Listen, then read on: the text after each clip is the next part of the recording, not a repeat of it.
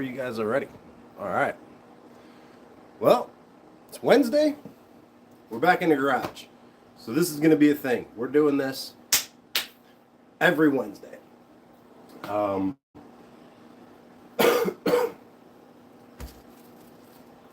really don't want to mess around out here. I'm not trying to waste anybody's time. Rob, what's up, dude? I appreciate the comments. Look, I appreciate you guys that have been sharing my stuff and, sharing my posts about my YouTube channel. I really appreciate it. Obviously, the car that I'm working with, it's not the coolest car in the world. People aren't going to be, dropping what they're doing to go watch an HHR channel. This isn't going to be an HHR channel. This channel is going to be about the things that I'm doing to an HHR. So, I want people to tune into my channel to see me doing crazy shit, because that's what I plan on doing. I put it out there for a vote for you guys to tell me whether I was going to be working on the bumper or the wide body. I got 15 votes. 53% of them went to the wide body. That's unfortunate, because I was really looking forward to cutting up this bumper. So maybe next week, maybe the week after, maybe that'll just be a video. So I haven't really done much of anything since I was out here last week. So if I'm going to be doing much with the wheel tubs in the back, I'm kind of at a point where I need to either cut the entire wheel well out or work with and be restricted by the stock height of the wheel well, which is basically this line right here. Roughly. I could. Yeah. My line's probably a bit higher, but nevertheless, that's about the stock height of the stock wheel well. The thing is, if I wanna try and modify the rear I-beam, because as some of you know, when the HHRs air out in the rear with the I-beam, here's the wheel well, here's your wheel. It doesn't go straight up. The I-beam brings it forward. So it's like in the front part of the wheel well. Mike Martin, Lunch B, made hub plates that relocate the hub an inch back and like an inch and a quarter up. That right there centers the wheel and gives you more drop in the car, because you're basically raising the wheel, you're lowering the car.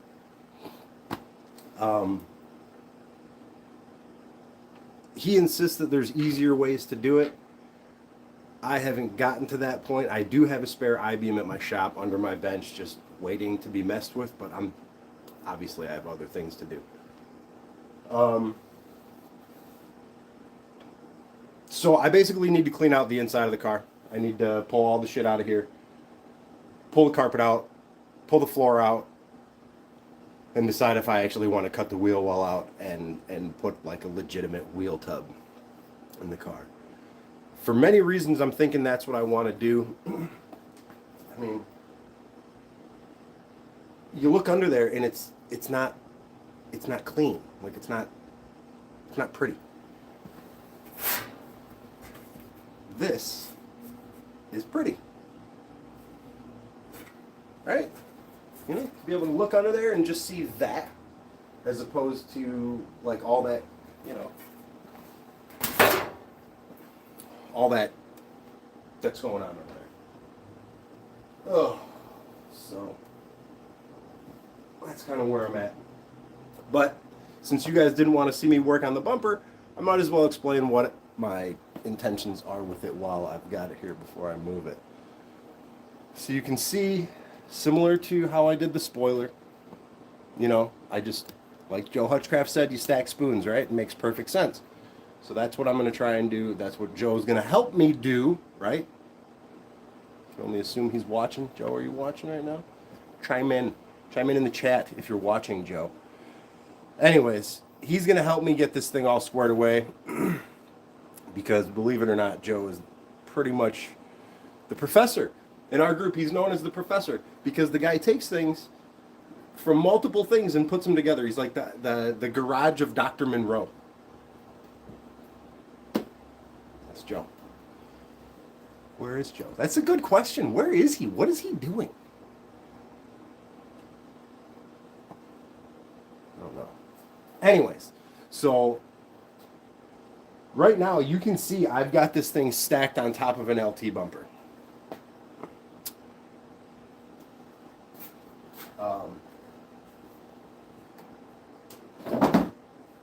And it literally just, it's like that easy. So my plan is,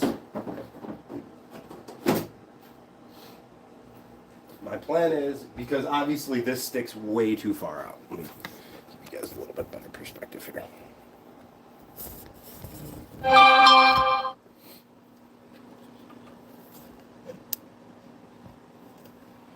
Alright, so this is just, all of this is way too deep. This bumper, if I were to run just the white bumper, I'd have to cut basically like the front horns off of the car.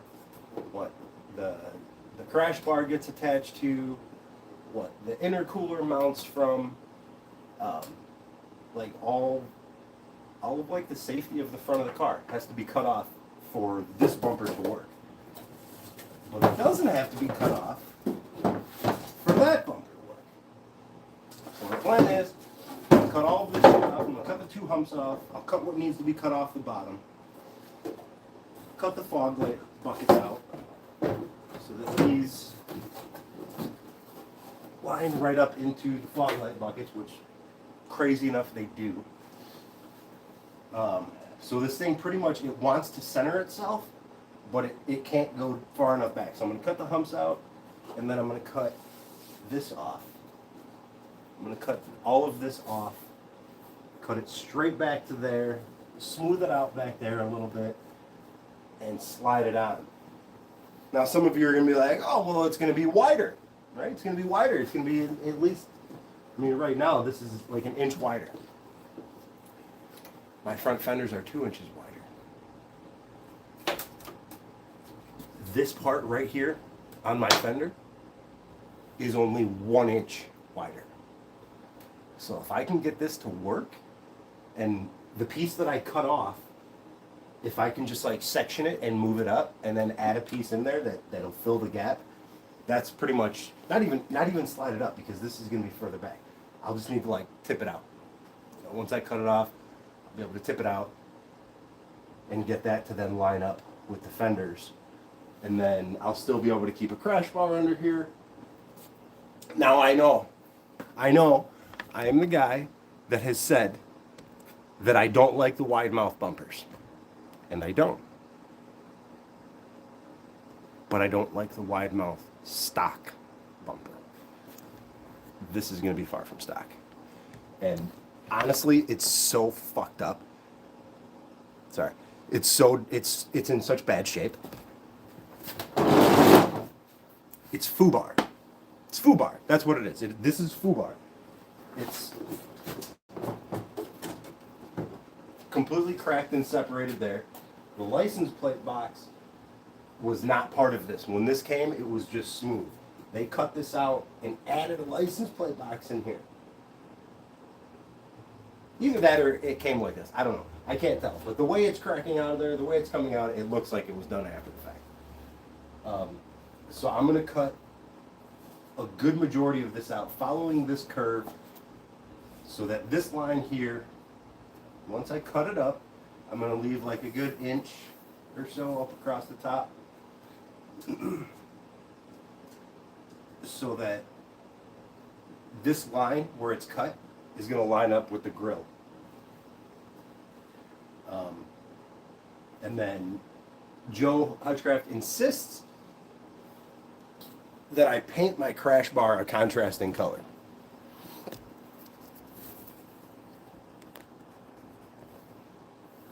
Insists that I paint my crash bar a contrasting color because that's going to be showing through here. And I don't disagree. So all of this will get cut out. Intercooler and everything will be in there. So that's the plan for that. But you guys don't want to see me do that right now. So I'm going to work on the fenders. Rear quarters, anyways. So the front fenders, I mean, shit, really, I could throw some lumps like that too.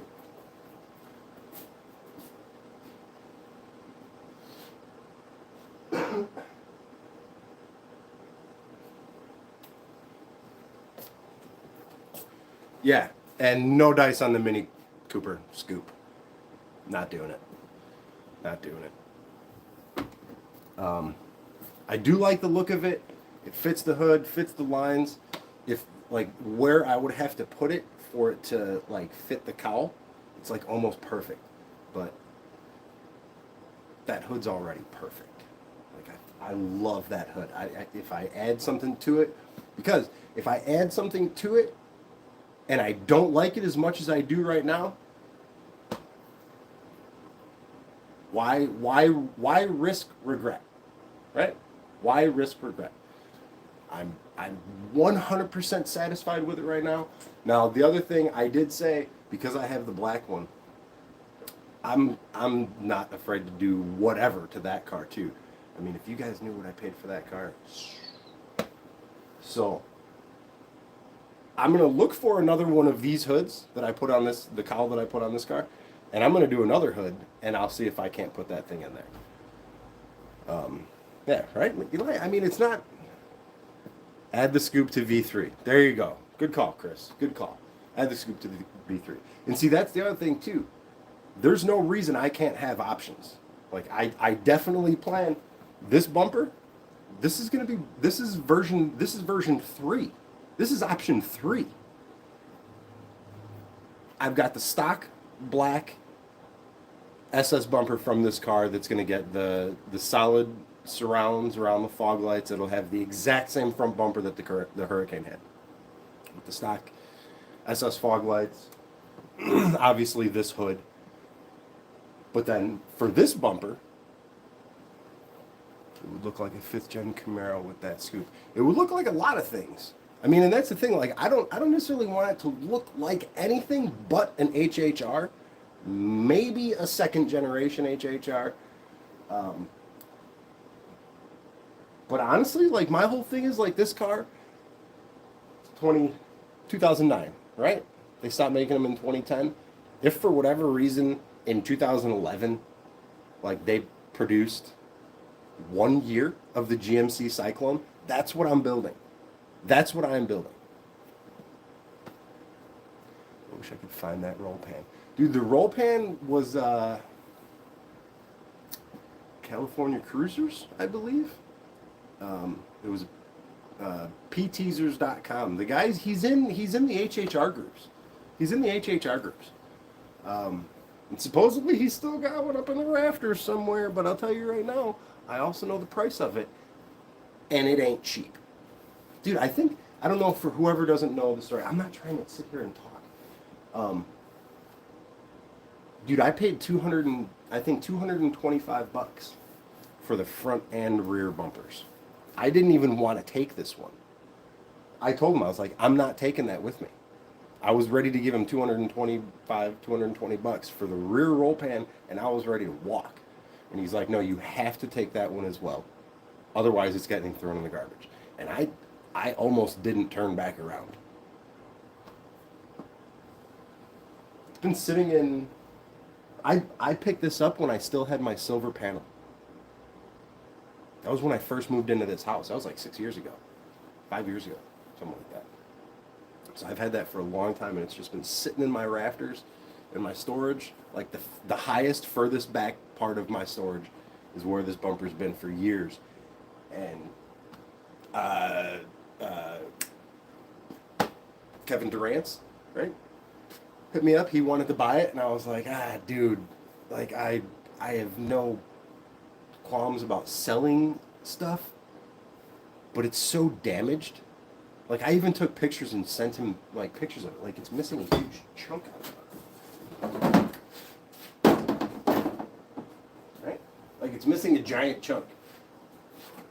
And I was like, dude, I can't sell you something that's broken. Like I'm not trying to sell a broken thing of anything. So I told him, I was like, sorry. Like, he was ready to pay the ridiculous shipping to have this giant thing shipped to him.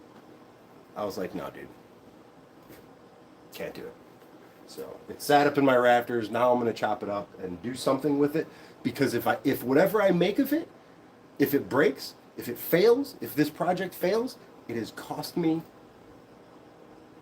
The purple bumper underneath I got from the junkyard last week, $45. So I'm not even going to say that the front bumper cost me any of that $225 because I took that thing out of pity. Okay? Because I didn't want him to have to throw it out. So I brought it with me expecting to have to throw it out. And the hoarder in me didn't let it go. So the $200 whatever went towards the roll pan. The front bumper, that's just a perk. And if it breaks and it fails, it costs me nothing. So you can store it for 6 years.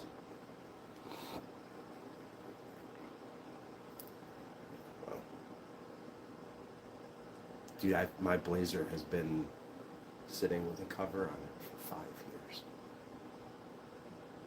There's nothing wrong with it. Well, there's a leak now. There's a leak in the bag now, but there's nothing wrong with my Blazer. I parked it. I brought my Blazer home to this garage. It was in this garage for just a few months. Just a few months, because it was shortly after that my dad passed away and I bought the red car. And when I brought the red car, I only have one picture with the red car, my panel, and my Blazer in my driveway.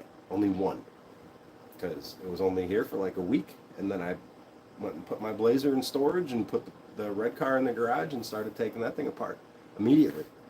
So, anyways, I've told that story so many times. Oh my god, that's fucking hot. Time to clean her up and go for a ride. Dude, I actually spent some money on that thing this year. Massive Poopies has entered the chat. Danito, ¿cómo estás, mi amigo? Yeah.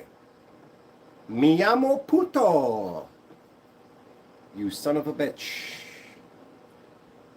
I just said my name is bitch, didn't I? Yeah. Well. Like I said, can't say that I'm not keeping you guys entertained. Yes, massive poopies. Let's get it rolling. Nobody knows. Nobody knows what that means.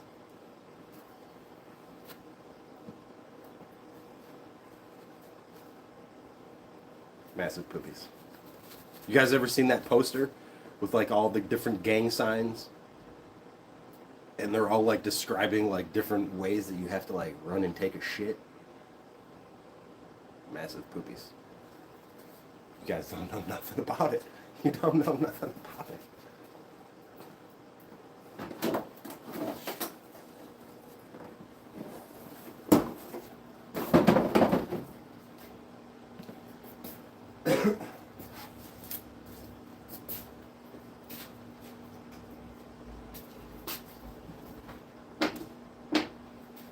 Oh. All right, so I'm not trying to kick a dead horse either. I'm also not trying to stall on getting to work here. But can we just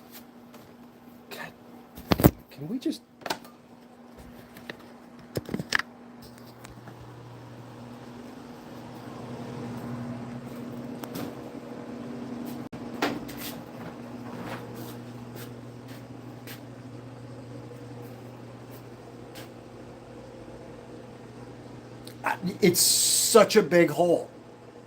It is such a big hole.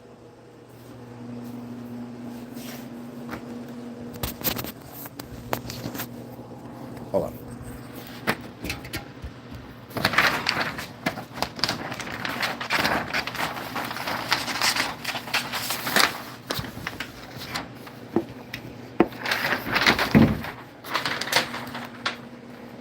Okay. That's the stock sunroof. Right here. This is the end of it. Right there. Right there.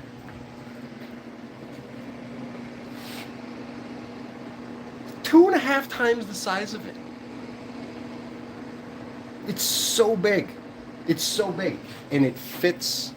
How do I flip this around? Can I flip this around? Here we go. Here we go. Look at that. Look at that fitment.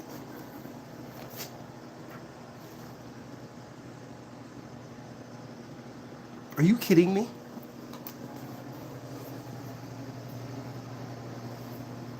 Like, there's no weight sitting on the roof.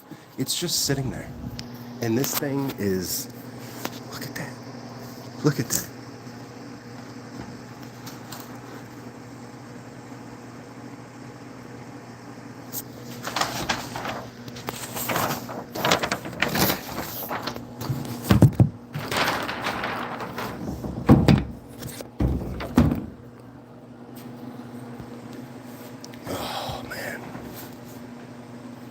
See, I got the paper pattern cut. Like, I'm stalling. I'm literally stalling on that. What is that? What is this? What is this? Ooh. See? See? You guys don't even know. You don't even know. What is this shit? Oh, look at that. Look at that.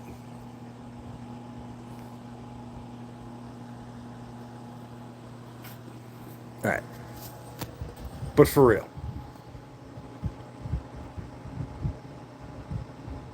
Let's see it again. Let me show you again.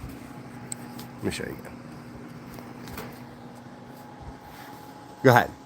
You guys go ahead and screenshot that.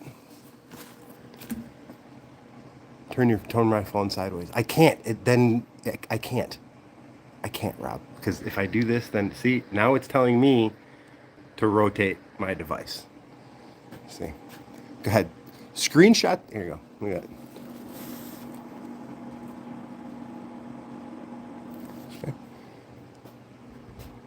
Screenshot that. No, screenshot that. And share it with your friends. And tell them to subscribe to my channel so we can get this hole going. Who else is cutting a hole in their roof this big? Like, I've seen hot tubs smaller than this. You know? Literally. I've literally seen hot tubs smaller than the hole I'm putting in my roof. We're going to turn this thing into a hot tub. Oh, yeah, check that out, too. Made a quick cover for the steering wheel out of some scrap fabric, but hey, you see that? It's like some iridescent vinyl. So just, yeah, some of you guys are probably like, why didn't you just take the steering wheel off? That would have been a hell of a lot smarter. Because I wanted to make a cover for it. That's why.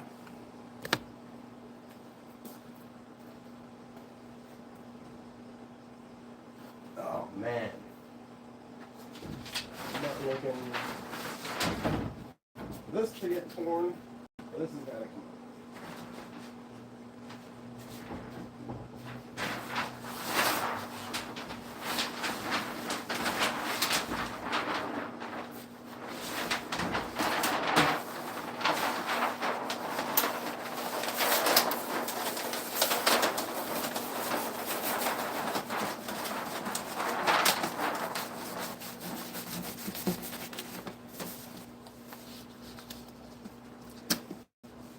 I can honestly say that when I got the buckets for the tail lights, like the time that I was just like sitting on those waiting to like start putting them in, I was really excited about that. As far as like things that I've done to cars since I've been working on cars, bagging my Blazer right off the bat, that was pretty exciting. Okay, so that was awesome. That's probably the most excitement I've ever had. Putting these taillights in this thing, like when I bagged this, the first Hurricane, Stop taking Stella's leftover fabric. Dude, you know damn well Stella's not using that blue shit. Or that iridescent shit. Mind your own business, Dennis. You don't work there anymore. Just kidding. I'll tell Stella you said what's up.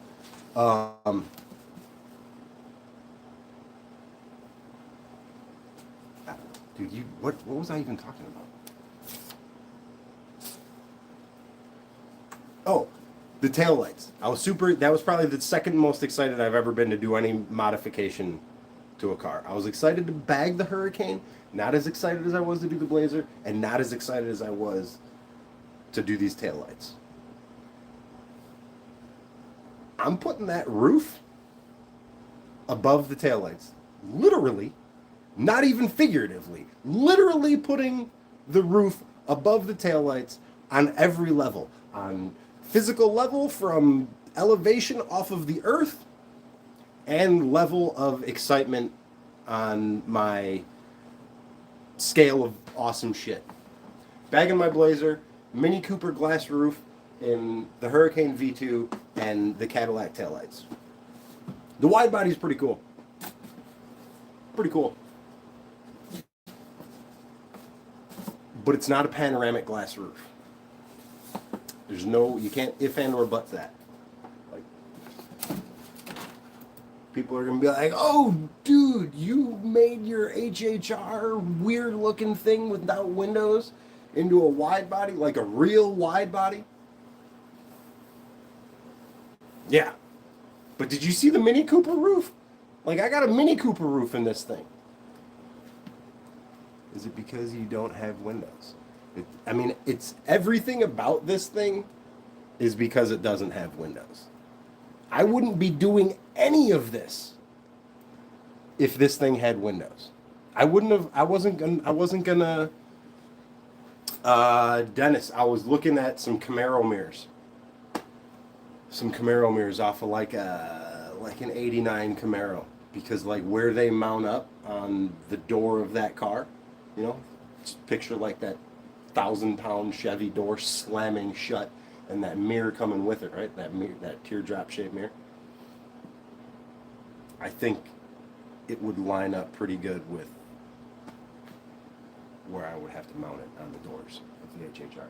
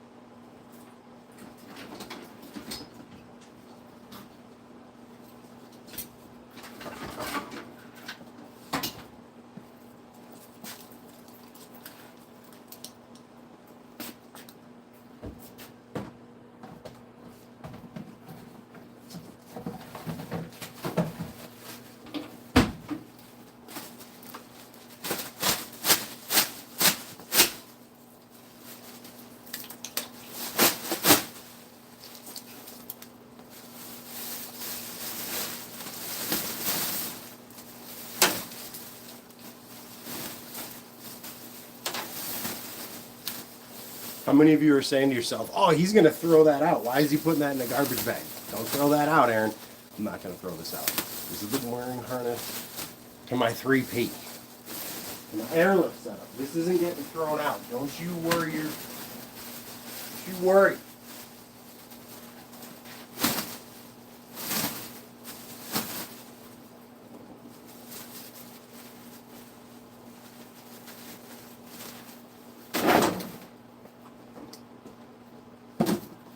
Man, you guys are about to see me like unload some shit out of this car. It might look empty from here, but it's not.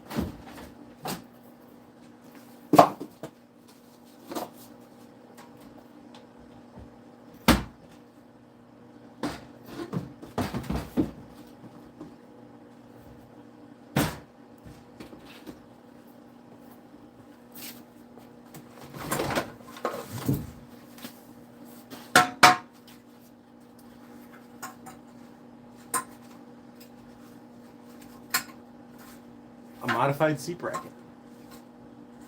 This will drop the back ass of a seat down a full inch. That's right. So much shit. So much shit.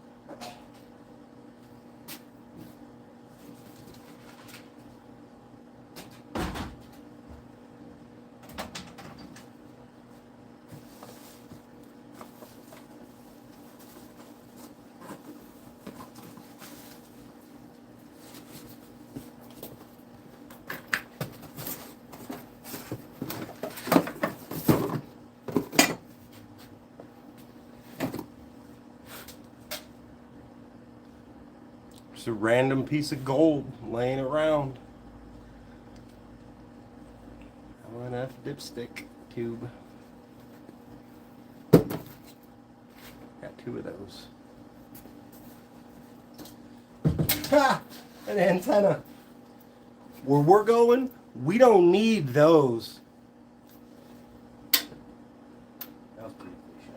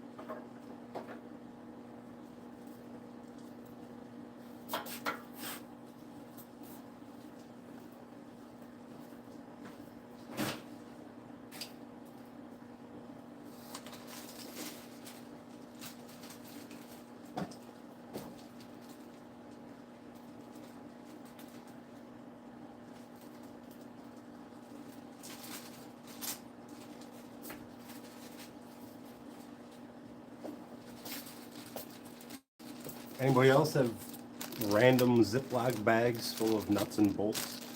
I got. This is all visor stuff and headliner bolts.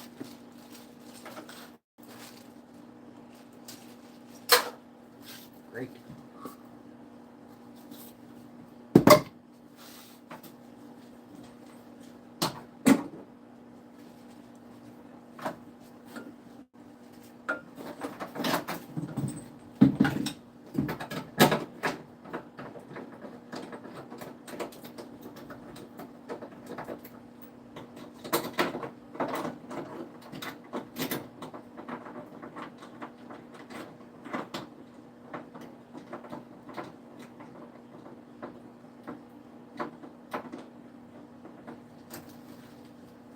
There's like a bunch of June bugs down here too.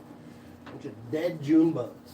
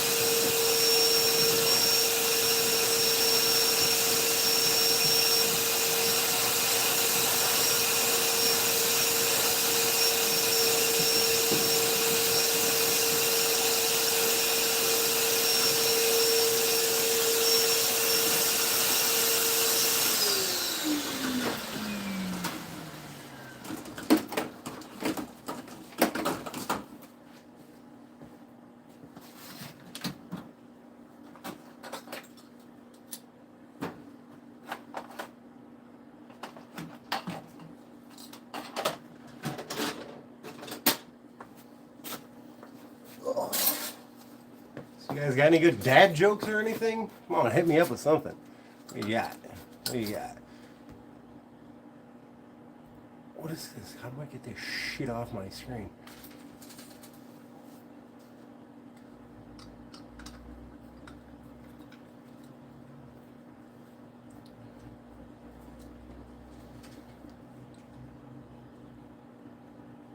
There we go.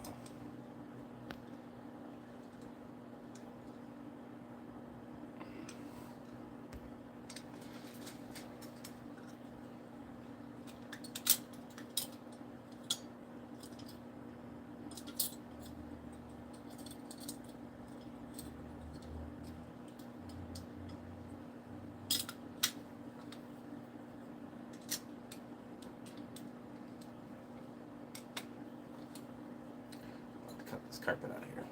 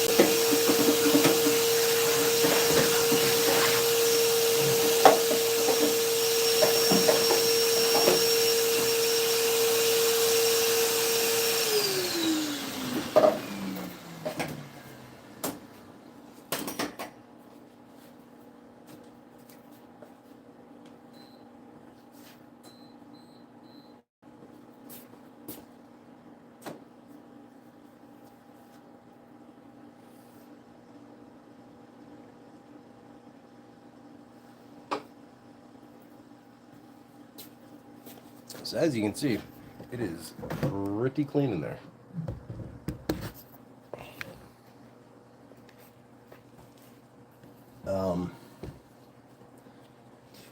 So here it is. This is, I guess this is what my thoughts are.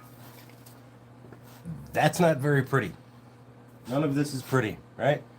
None of that's easy to look at. I mean, it could essentially all still be covered with carpet and plastic.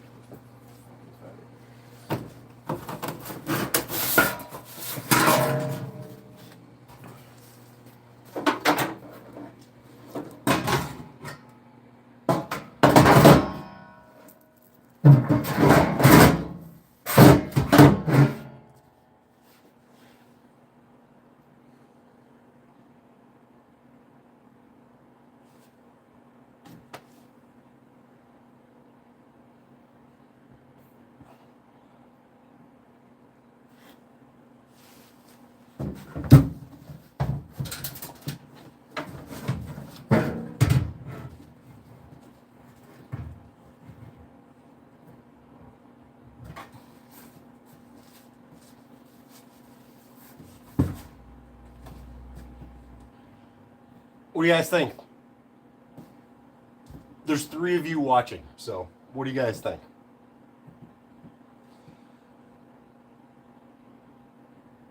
Almost an unnecessary amount of work for something that's going to be covered with plastic when it's all said and done. Measure twice, cut once. Yeah, well. Right.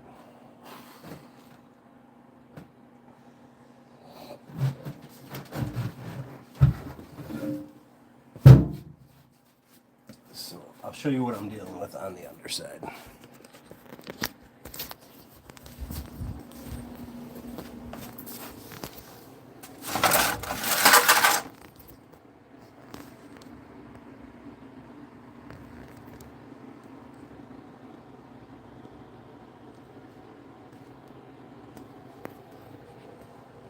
So it is covered, Eli, but I cut all of this out already. Because this is where it would hit. And to bring the wheel out, I had to cut this part of the fender out anyways. So it is an unnecessary amount of work. I don't need to do it because my plan was to just use that trailer fender in here and bring that out past this edge and then basically cut it off at 2 inches.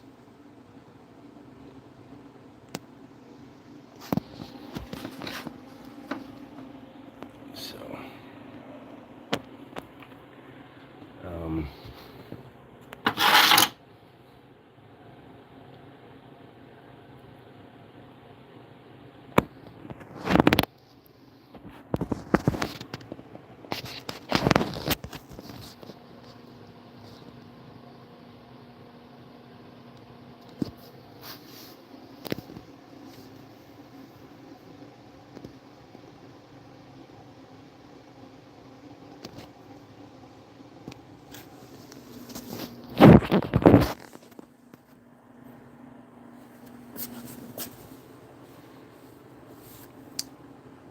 So the shock tower is right here. This is the shock tower.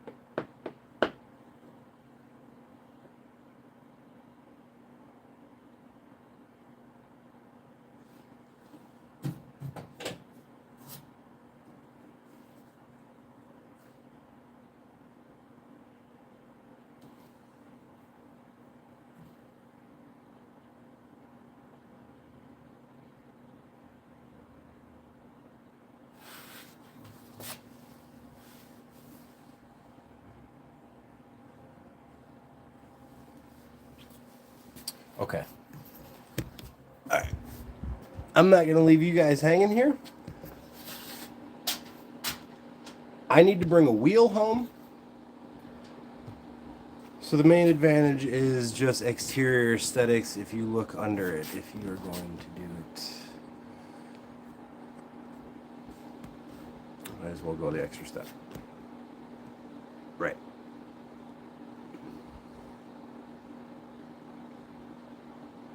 Right.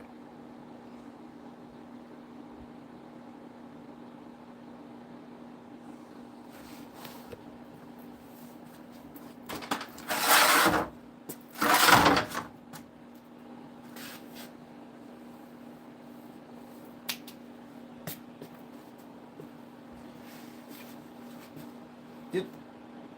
You're right, Eli. You're right.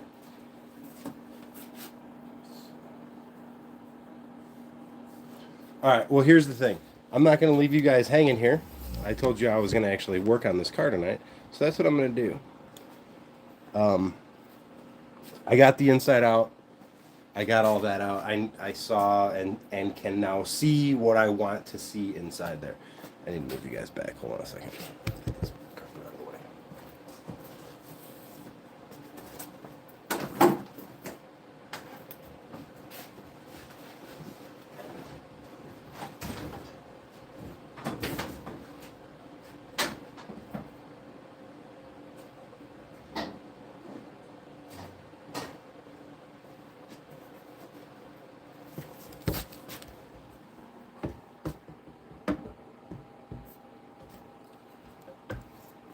All right.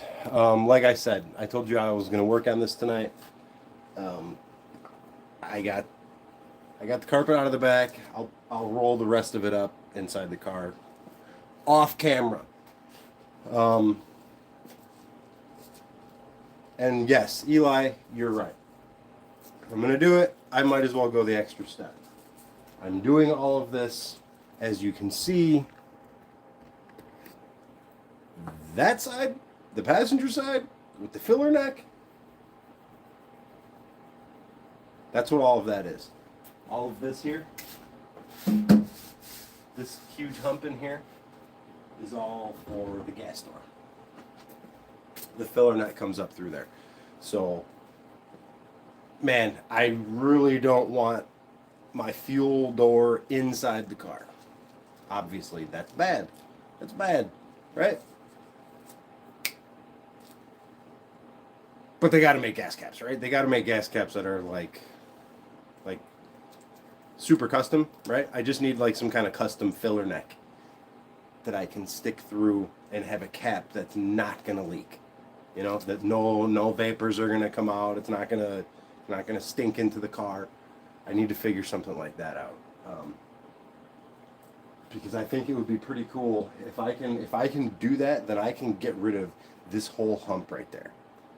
This I'm like a weatherman. Can't you reposition it like to the back or something? Yeah, that's exactly what I'm saying.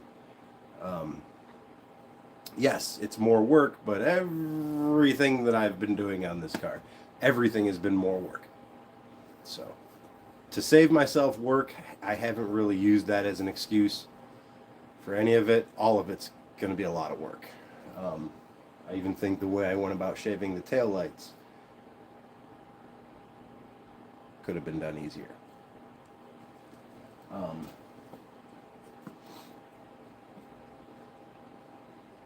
Okay, so what I'm going to do, all right, forget about the passenger side for right now. That's a whole nother video. So I told you guys I was going to do something on here. I'm actually going to get something done. I'm going to temporarily mount one of these fenders, one of these side quarters. So you guys will see. This is going to be cool.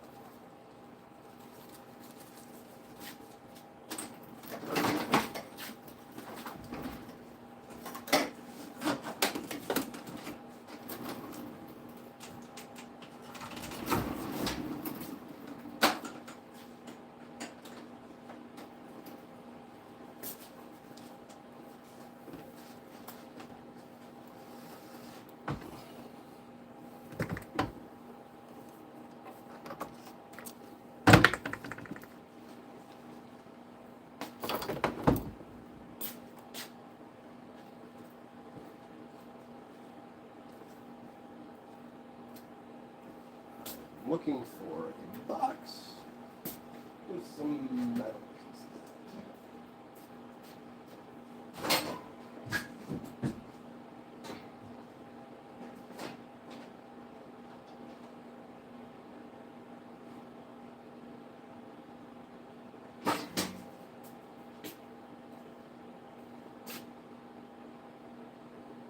Kidding.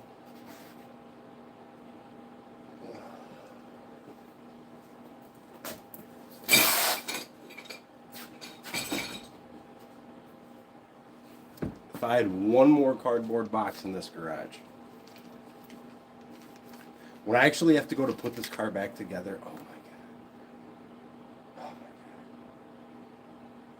It's gonna be such a headache. It's a puzzle, right? That I'm taking apart. There's there's such minimal method to my madness of deconstruction on this thing. Oh man, I've seen some cool ways of hiding gas caps behind the taillight. See, I thought about doing that behind the taillight, but dude, I don't know of a way that I can come up with to get that taillight to pop out. Yes, obviously that would be ideal. That would be ideal. By all means, if anybody has suggestions of what I can do with my gas cap, hit me up. Let me know. Let me know if you got a link to a gas cap or something, or a filler neck, you know, like a weld-in filler neck. That, I mean, I'm not in the market for it right now, but I will be.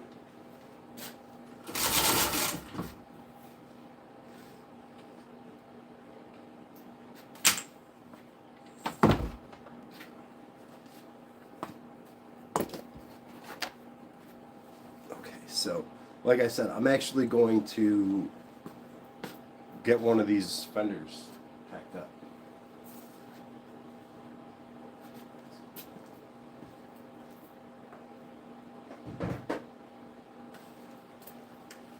And I said temporarily. I'm going to mount it temporarily. You'll see what I'm talking about. You'll see what I'm going to do until I actually have to get something welded.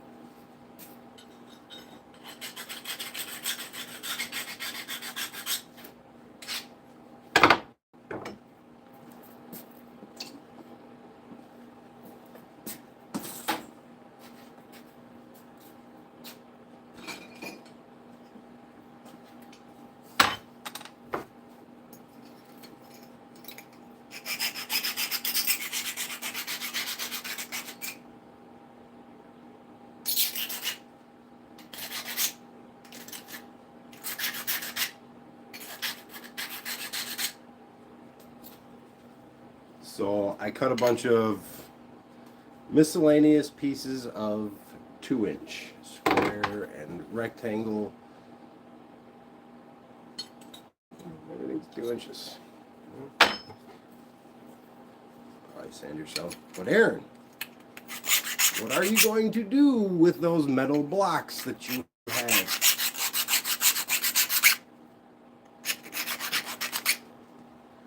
I'm going to show you.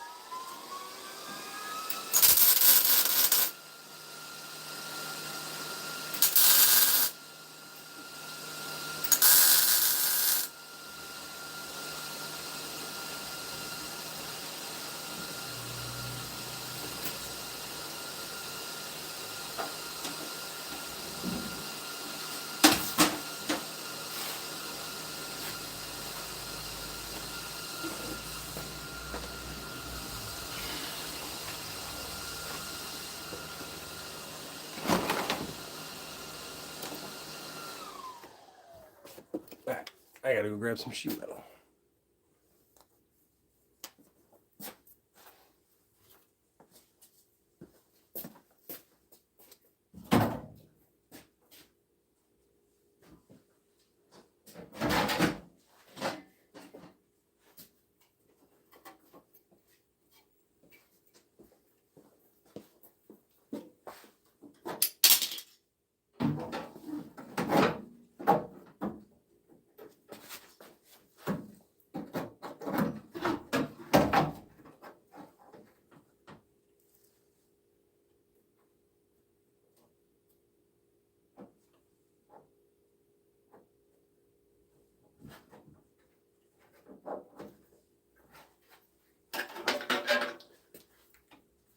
I'll be right back. I gotta go grab a drill out of my truck.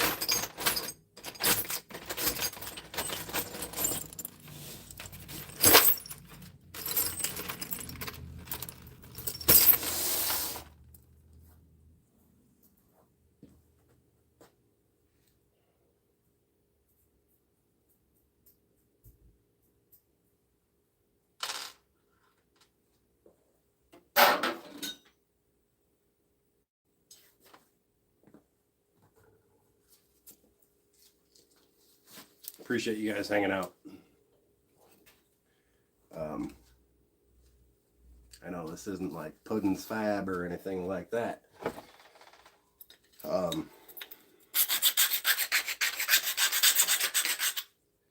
don't have time to edit videos. I don't have time. The video, I've been working on a video, like an overview video of the Hurricane V1 build. With all the footage that I have. I was trying to do like a time lapse of like the whole build and try and have the whole thing less than 5 minutes. Yeah. So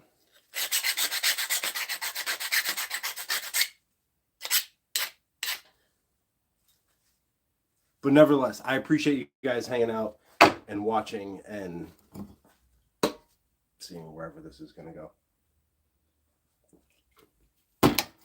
I think it's cool. I think it's going to be a lot of fun. And it better be fun.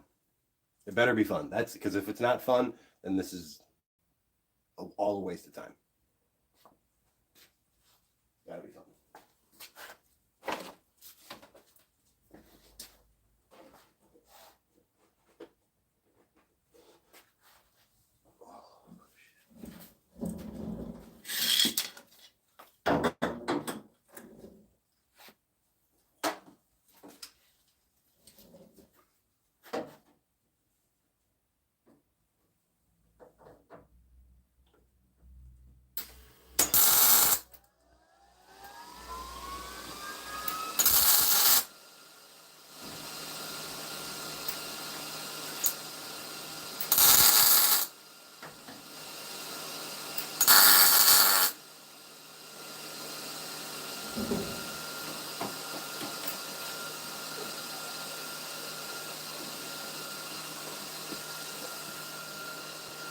Still here, Dennis?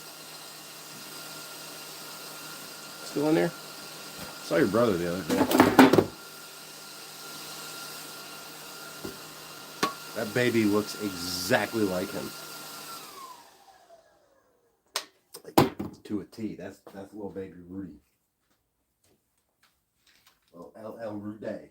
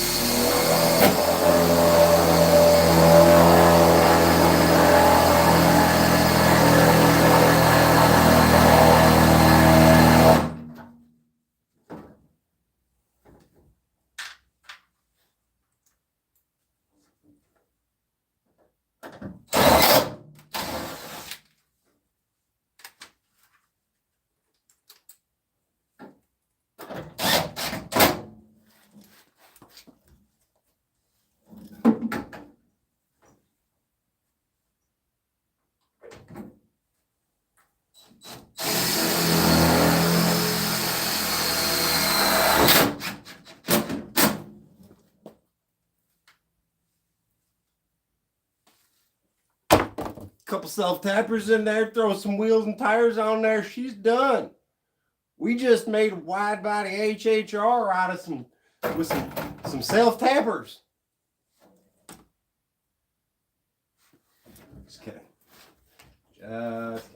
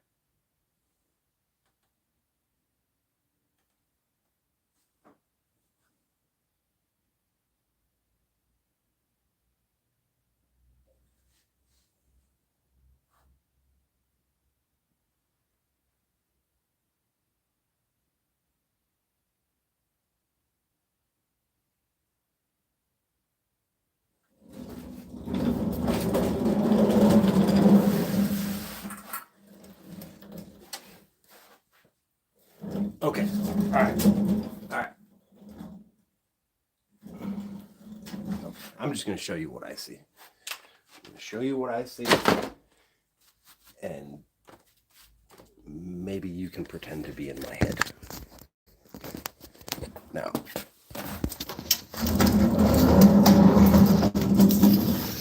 this way, like, okay, this is stock. That's 2 inches out. I mean, I can look at this right here and say that's not enough.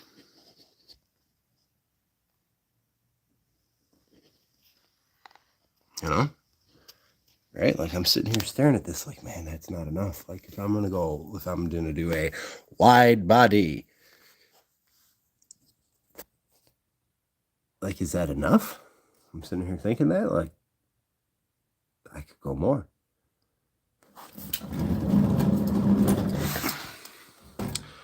But then we wheel to the back of the car. You ready?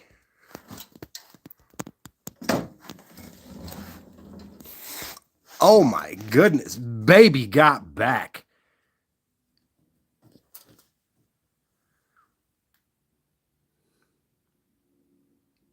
Boy, she's going to be thick in the hips.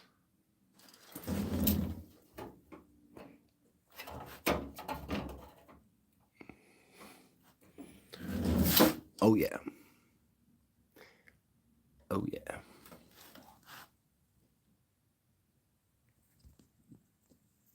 All right. I know it took a long time tonight to get to even anything that was worth looking at, but there it is. That's what tonight is worth looking at. Right there. So the 4 of you who are watching right now, you can expect to see a picture of this tomorrow. Looking all juicy. Because I should probably... I mean, should I... I don't think I should tack these. I don't think I should tack these.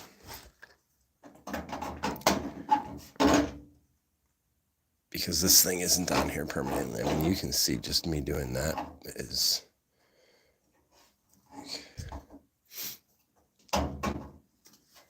So my intention is to, you know, yes, I am going to tack these down. But to have the transition go from here to there.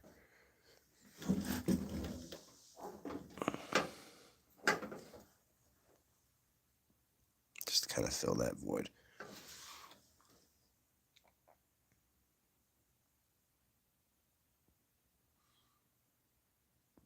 Dennis, are you serious? A raccoon moved into your brother's car? Does he know that? Does he know that Rocky Raccoon moved into his car? All right, so those of you that care, Dennis here that I'm talking to that's live in the chat, him and I go way back. Way back. I knew him when he was a little kid. I knew his brother when he was even a littler kid. His dad was a welder, worked for us, for my family, and Dennis worked for us, and then his brother worked with me as well, and yeah, long time family, long time, go way back, right? You didn't even fucking know who Metallica was when you came here, and now look at you. You are welcome. You are welcome, sir. That's right. That's right. So yeah, I'm not done. I'm not done. How do we get these fucking chats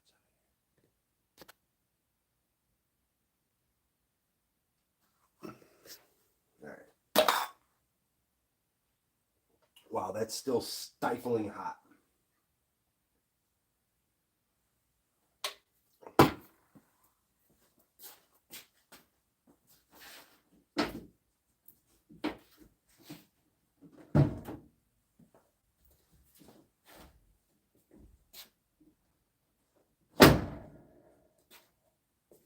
Should I put the piece on the door? I should put the piece on the door too, shouldn't I? I'm gonna do that.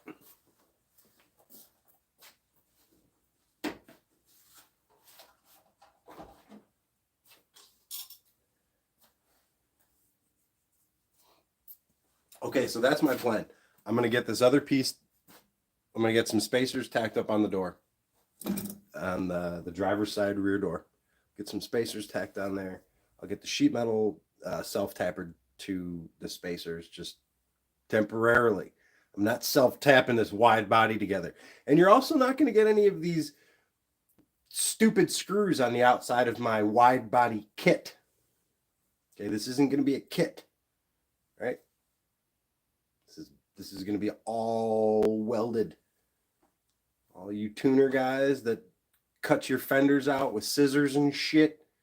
Then you put those kits on. Just like the other guy down the road that cut his shit out with scissors. Screwed his kit on. That's right, Chango style. That's right. Chango Blanco, motherfucker. That's right. My God. Way back. Way back.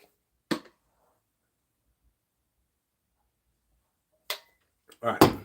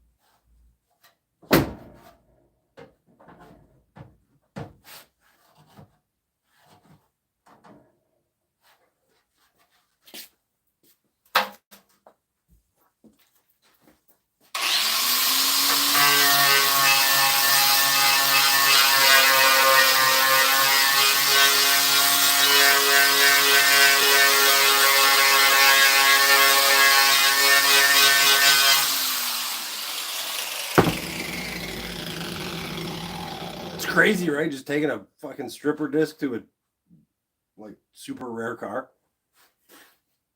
What a barbarian.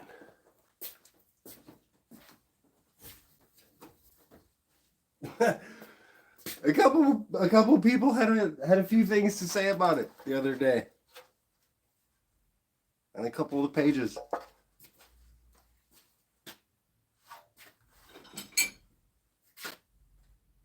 It's funny.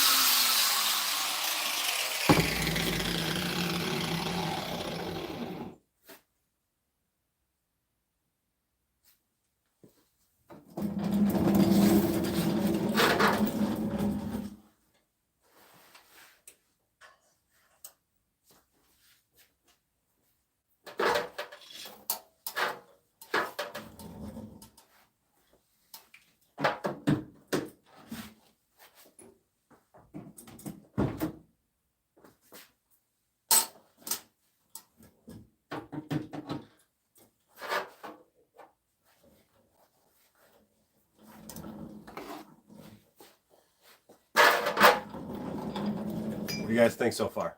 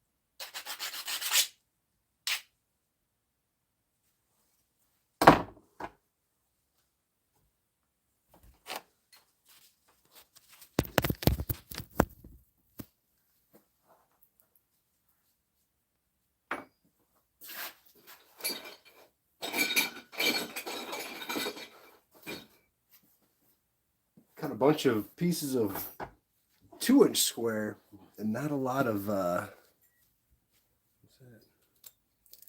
No, Tim, I am not chopping the top. No, don't do that, Tim.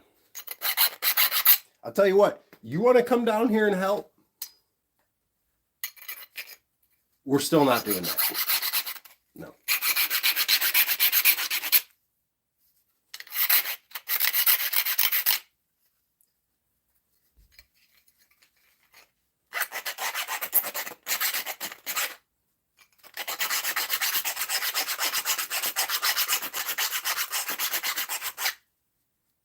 Hey, for real, I know I said it before. I don't know if there's anybody new tuning in that wasn't tuning in before when I said it, but I can't tell you how much I appreciate you guys tuning in right now and commenting and liking. Please, if you haven't yet, please like the video, comment, subscribe. Right as I sit here doing some shake weight type shit. Fuck.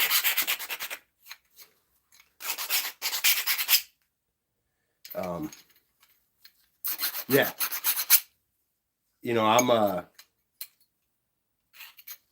just like you guys, you know, I'm not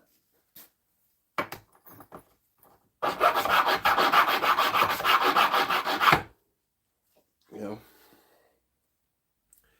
I do things the way I think a lot of other people would do them. So that's what I'm doing. Thank you. Thank you.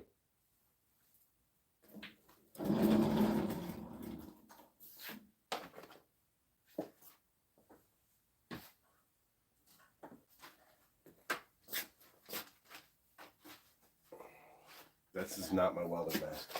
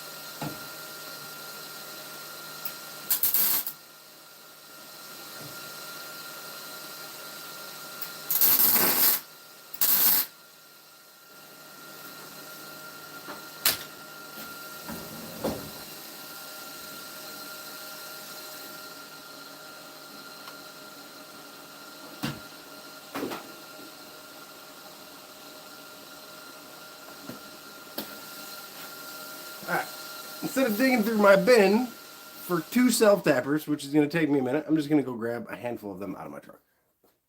Time out. Go take a smoke break, you know? Go take a smoke break and then come back. But come back.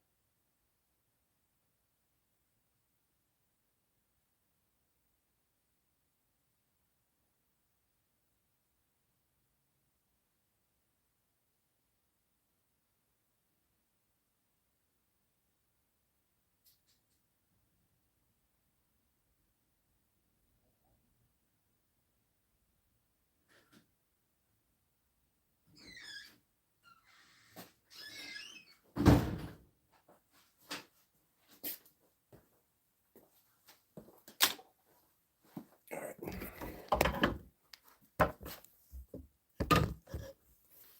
Oh, wow.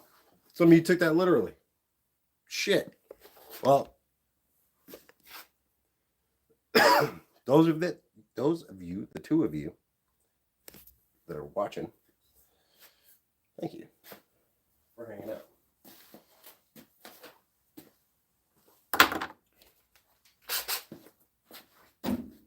Thank you for being my friend.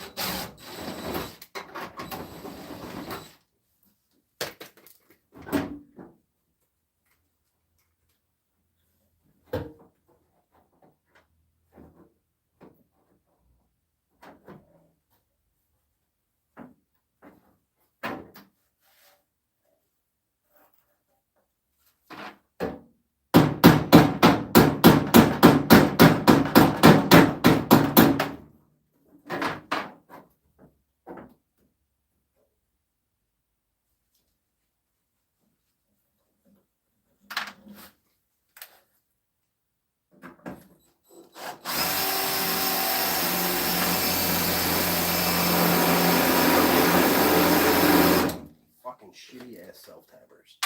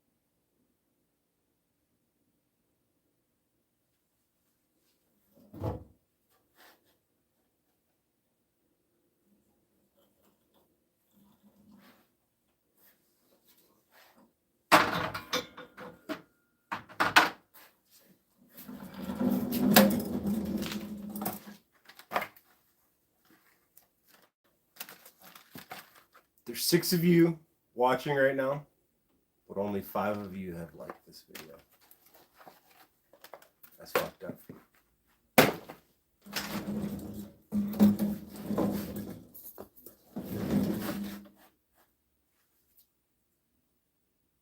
Right here. That's where that hurts.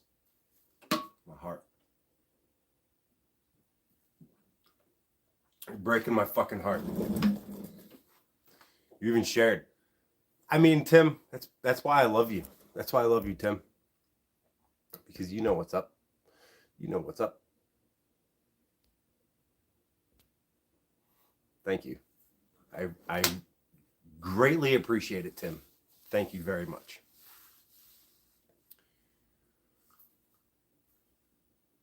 Dude, man, I was driving home from work today thinking to myself, man, what am I doing? It's 52 degrees. It's 52 degrees today. I almost thought about rolling up the curtain and opening the garage door tonight. It was 42 when I came out here. I'm not doing that. But yeah, no, man, I thought about taking the car out. Eli, thank you. Eli, you share my stuff constantly. And do not think that it doesn't go unnoticed, because I do see it and I do greatly appreciate it. Thank you very much. All you guys that share my stuff. Seriously.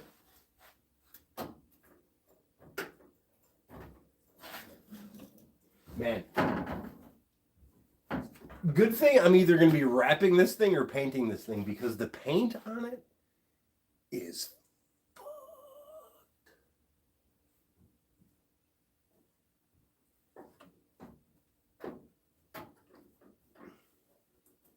Man, this is so cool. This is so fucking cool. I love this. I fucking love this, man.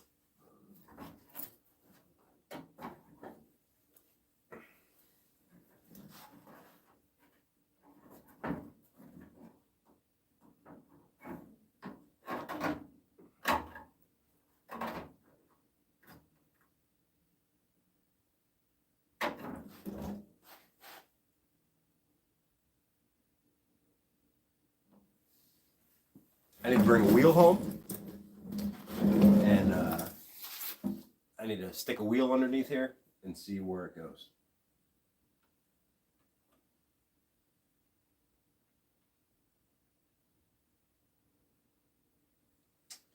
Really, I need to get the I-beam out from underneath there, which I can still do even though it's on the ground.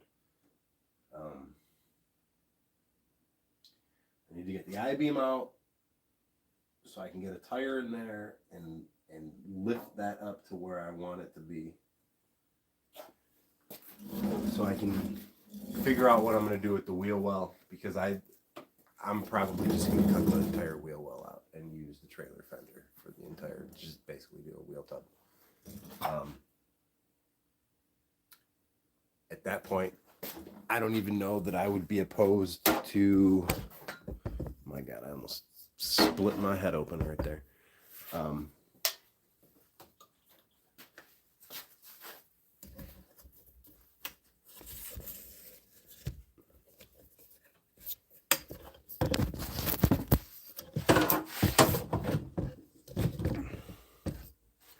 So, to cut the entire wheel well out, thank you for the like. Appreciate it. So this right here is where the stock shock tower is on the outside. So I would leave that. All of this is where, like, the floor mounts, like this right here. This bolt right here is one of the tie-down straps. Oh shit, I'm losing my signal out here, aren't I? Tucked over here. All right, let's see if this helps. So anyways, if I cut all this out and put a wheel well, like a proper wheel tub in there,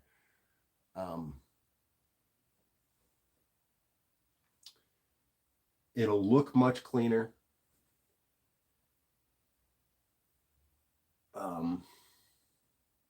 It'll look much cleaner from the outside looking in, which I would imagine people are going to do. They're going to look underneath there to see what I did.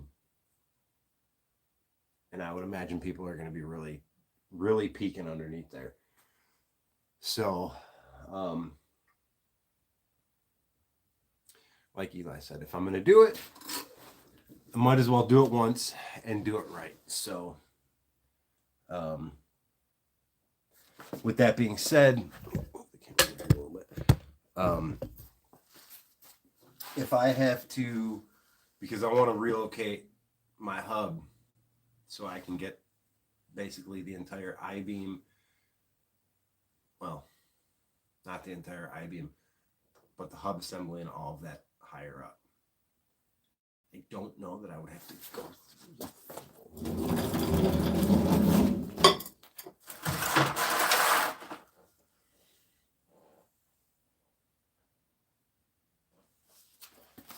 Okay.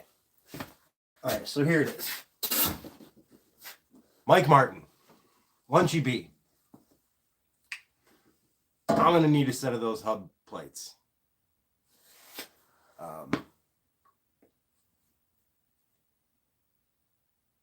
Thanks, man. I appreciate it. Thank you very much. All of you guys for hitting the like button. Thank you very much. I know it seems repetitive. Every YouTube channel you watch, you hear them say it. It makes a difference. It really does. If you guys could see what's happened, like the analytics, like the fact that I can actually see the analytics of my YouTube channel, like I feel real good about this. Like the analytics on my YouTube channel, like it's just like straight lines up. So the likes help. I appreciate it. The likes, the shares, the comments, all of that, because I post all of my live after I'm done. So.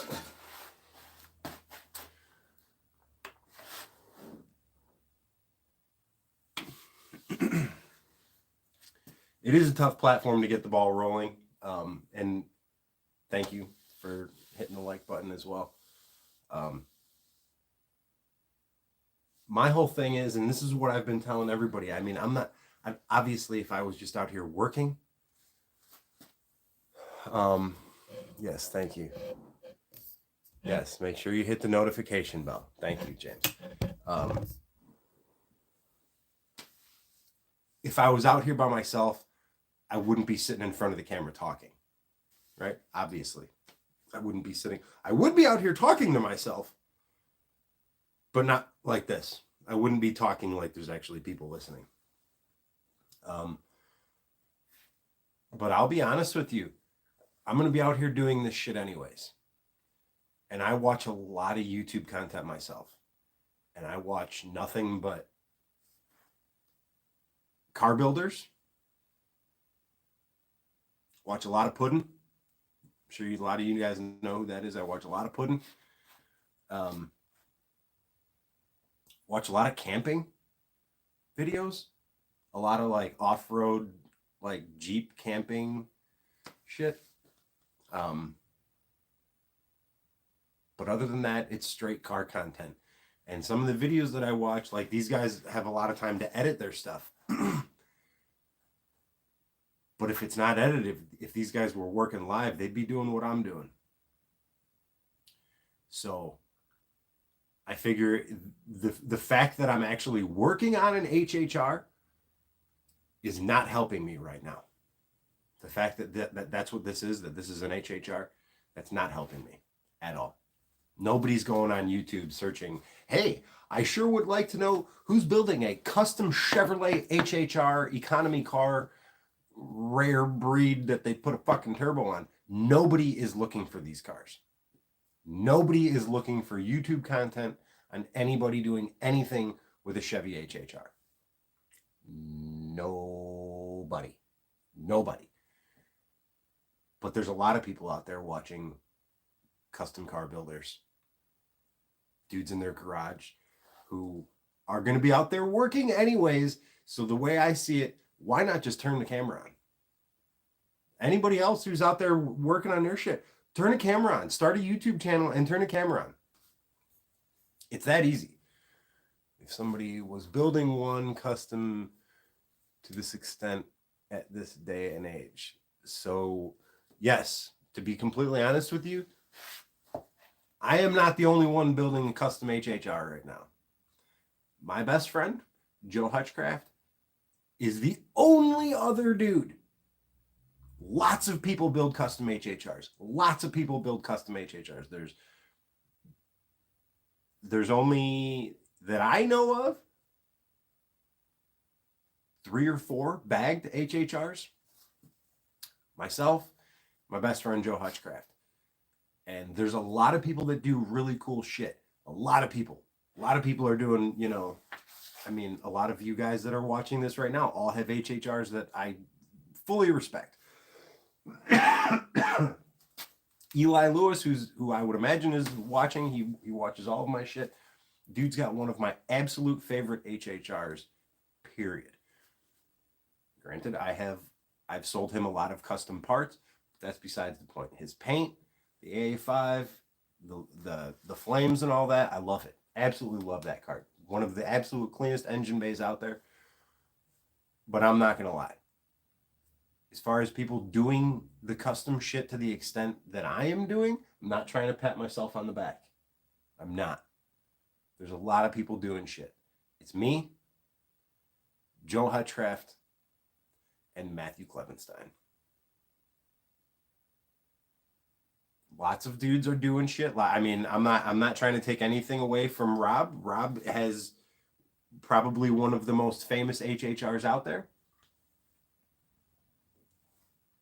There's absolutely nothing wrong with anything he's done. Rob, you know I have all the respect in the world for your build.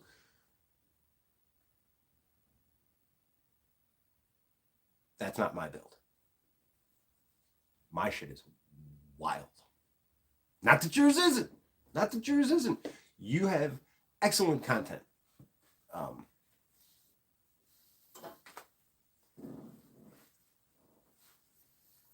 mean, dude, put a fucking Mini Cooper roof in this thing. You know?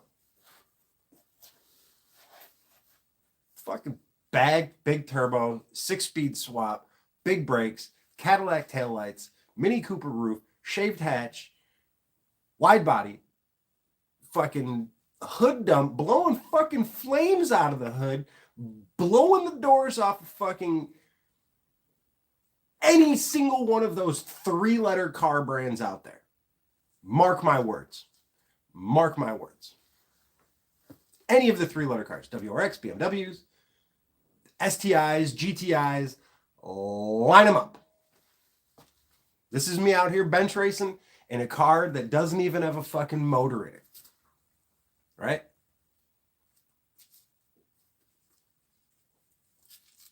This car is going to be fucking wild. It's going to be wild. Okay, here it is. Those of you guys that have TikTok or any of the that have heard like the Dane Cook audio right now, where he's talking about, you know, whatever he says, talking about how, you know, you can't, you know, you don't know the difference if you're panicking or excited. Can't tell the difference between panic and excitement, something like that. And, you know, is the panic because, like, a lot of this shit makes me panic. A lot of it gives me anxiety. Super anxious. Like, to be anxious and the anxiety, I almost feel like it's 2 different words. You know, because I'm super anxious, like I'm super excited to get going on it. But the anxiety some of these things are causing me, man, shit's real. It is real. I mean, come on. Dennis, don't be like me. Don't be like me. Speaking of 260,000 miles, I just got my Chevy Legends package in the mail from GM for the Suburban. 340,000 miles on that beast, and still ticking. Still ticking. Just put taillights on it the other day. Found them in the junkyard. $20.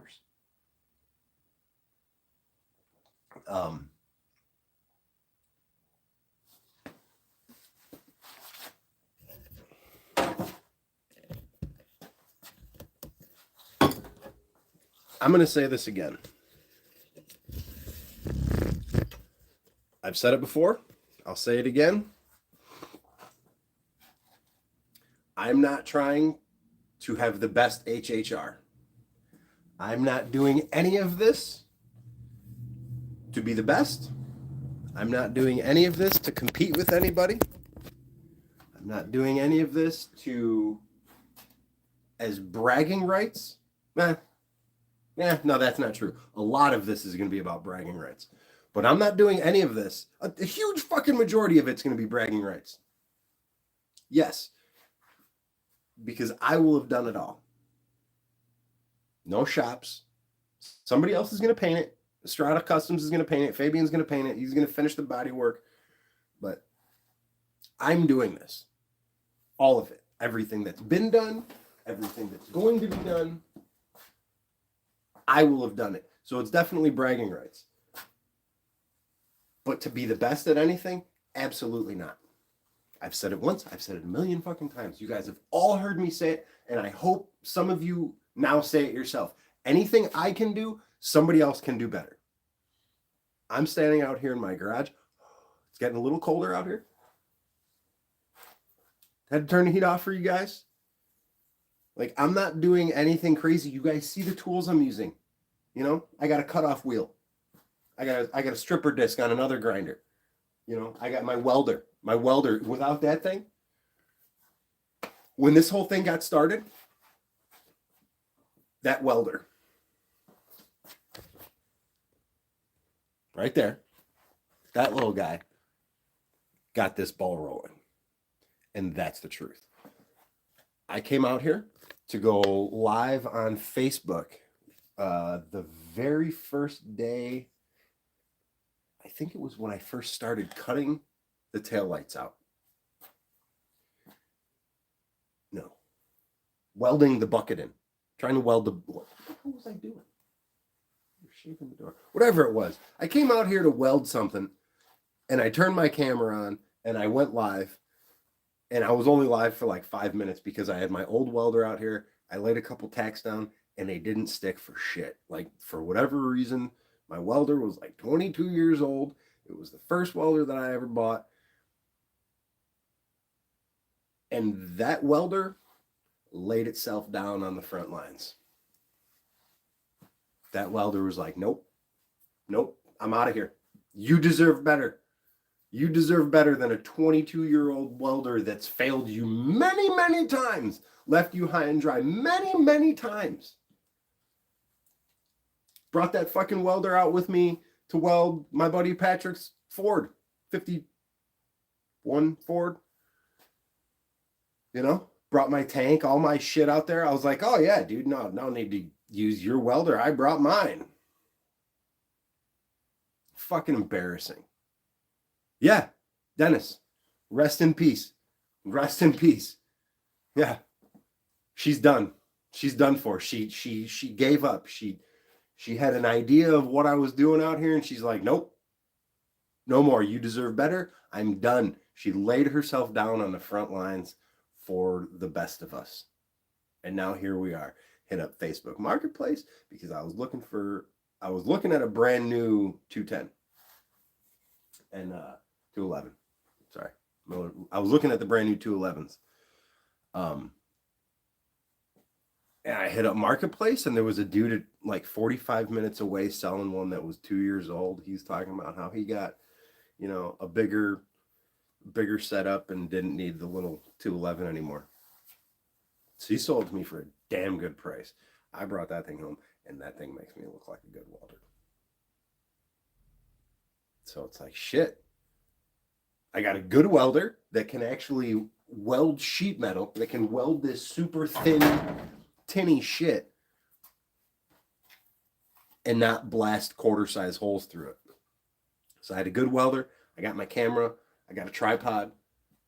I got craziness going on.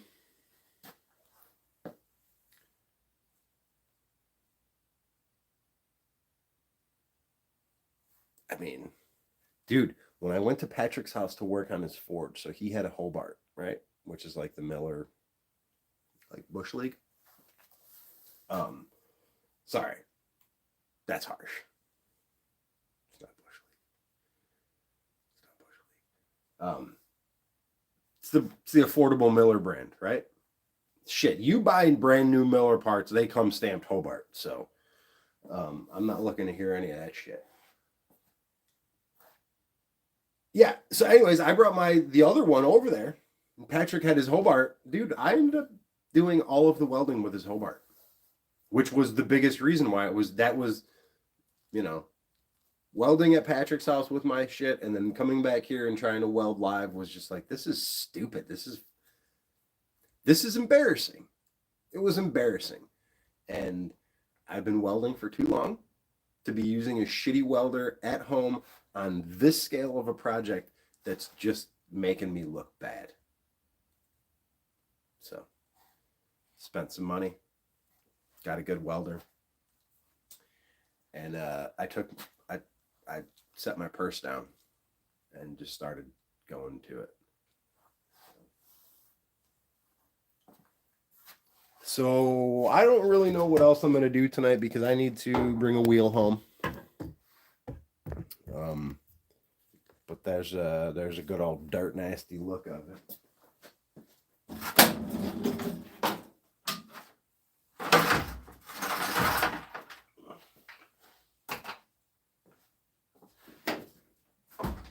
Yeah, buddy. Yeah, buddy. Look at that. Look at that. She's all thick, boys. She's thick.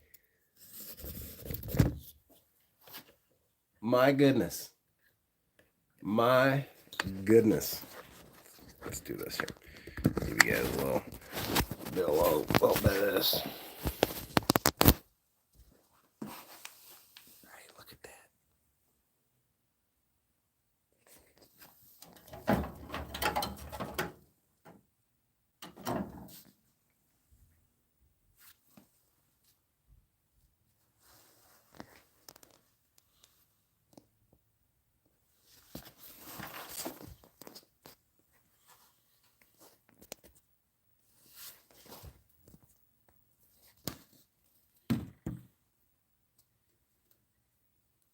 So, hey, what's up in there, guys? So yeah, this will now be, I'll roll this lip, and then the wheel tub will basically go from here to there.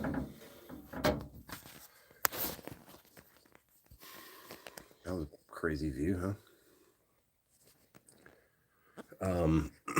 All right, so now everything in here, because now this is a really funky spot now. How this is coming out, I'm gonna cut it along there, something like that, and I'll take this whole piece that I cut, and it'll, something like that. I'll take this whole piece that I cut, and I'll weld this line right in there. And I'll fold it back a little bit. And that will then create the vent to go through here. So basically, there will be like a nice rolled edge here coming down to there. All of this will be folded back. Basically, all of this whole piece is going to be cut off and moved there to create a vent so you'll be able to see the tire through there. Same thing in the front. You'll be able to see the tire. And no, I'm not doing anything here. I'm not doing anything with the front door.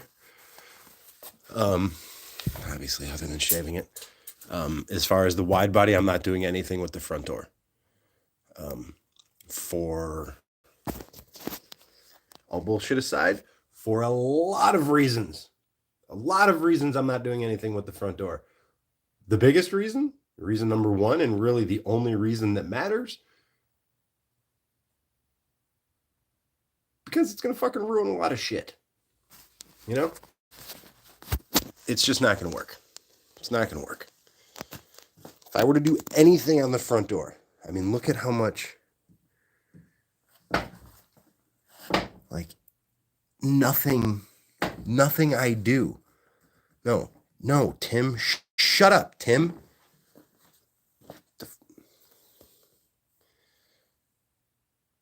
Stop saying these things, Tim.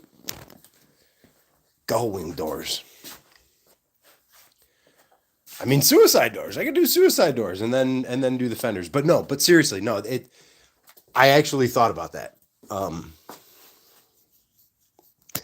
actually thought about suicide doors just simply to be able to add something to the front. I'm not doing that. I'm not doing that. And honestly, I think that shit looks fucking cool. Like, I think it looks super cool. You can't even tell that it's a wide body from right here. You can't tell. Oh, God, I'm backing into everything. Standing right here, you can't tell that there's, it just looks like two different colors right there. Can't tell it's wide body. Can't tell it's wide body. Can't tell. Oh, what's going on? Something's happening. What is that? What is that? What the?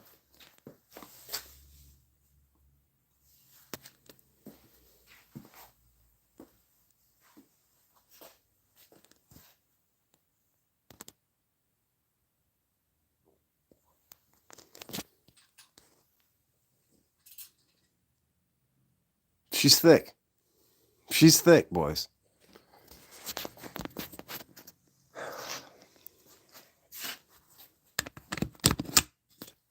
Right? It's going on 2.5 hours that I've been out here. And this is not a lot of progress for 2.5 hours. Damn.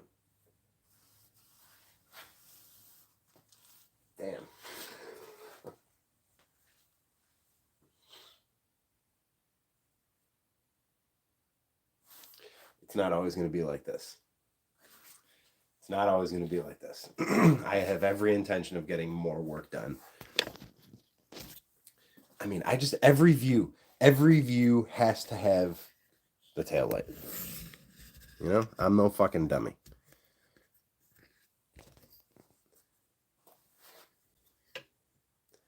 Thank you, dude. I appreciate that.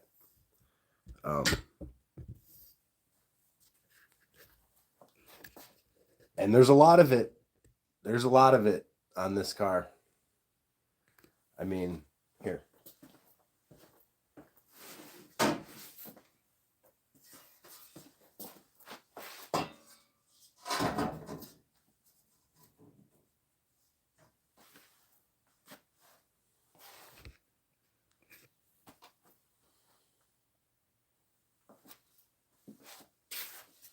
So this is going to come straight down, and then the bottom will get attached to the diffuser. So, I mean, I'll add some shape to this as well, so it's got like a little bit of girth to it.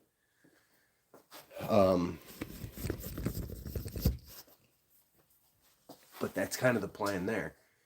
So, like, I'm creating like a new part of the car that's never been here before. Completely separate from the rear bumper. The rear bumper is going to end here.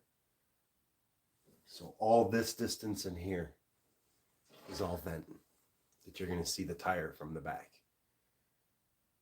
Like I've dreamed about this. Literally, I've had dreams about it. And I know what it's going to look like from the back.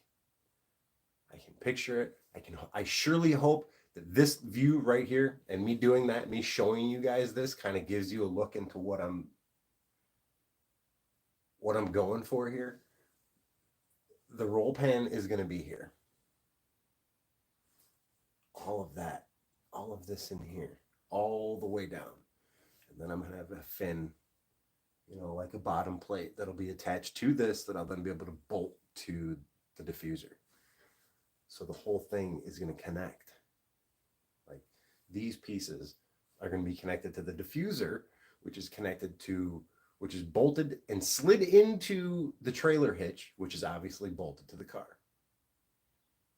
Everything is going to be solid as shit. It's going to be so solid. I've got a few pictures of a few different Porsches saved to my phone. That look is something that I'm really going for, like the extremely fat fender, fat quarter panel, you know, Carrera look, 911 look.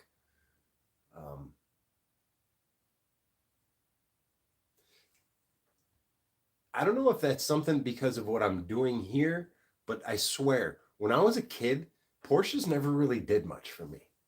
But the older I get, like, I think that's probably the car that I would get if I had like stupid money. A Porsche is the car that I would get. When is the HHR rear end trailer coming? All right. So, you guys want to talk about that? You guys want to talk about the half trailer car? Want to hear about that? Because I plan on getting that home come spring. My plan is to bring that car home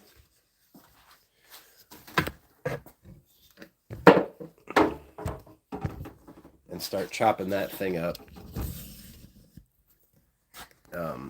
in the spring.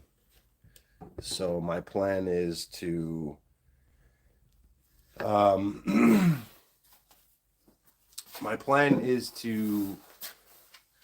always wonder how people make a unibody car like that into a pullable trailer structure and towing. Well, welding, cutting, and welding.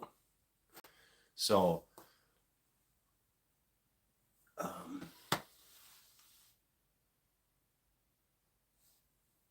can't show you because it's on this phone.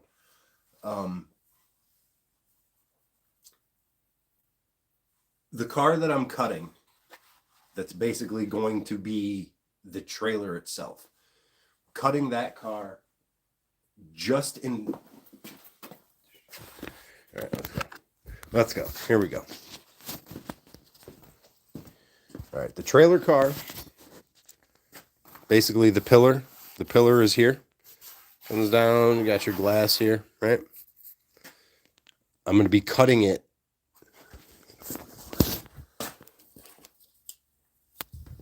because I don't want to take my cardboard off.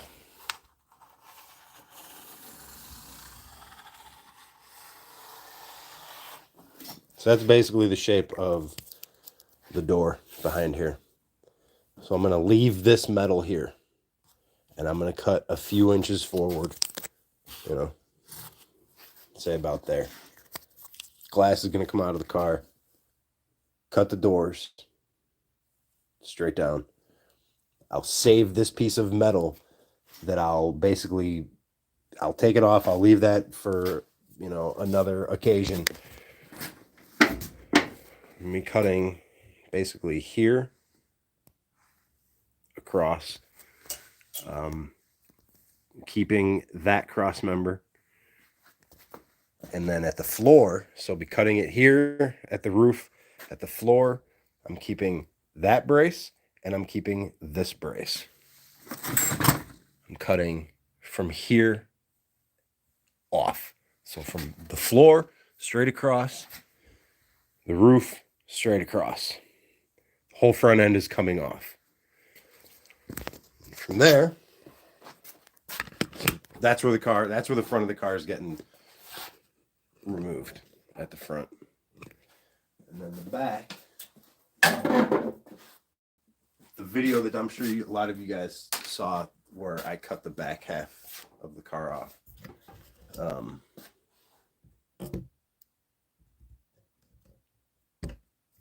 So that car,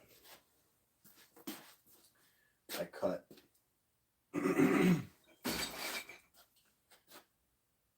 basically I cut a line across the roof about an inch in front of where the fins were, utilizing the rearmost cross member in the roof, keeping all of that intact.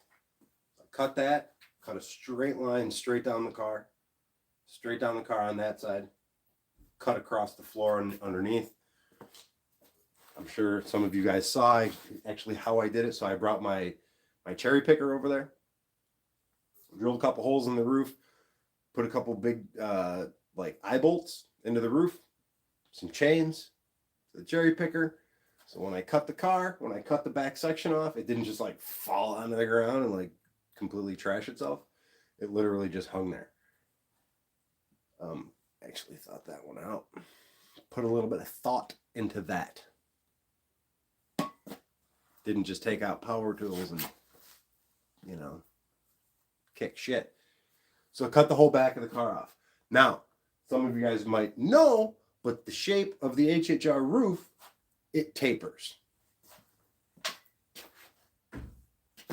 So the back section that I have, this roof across, is about 2 inches narrower than the distance that I'll have cut up here. This distance across is wider than this distance across. So, Aaron, what are you going to do? How are you going to fix that?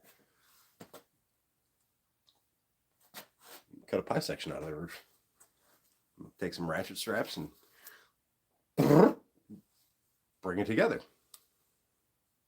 What would you do?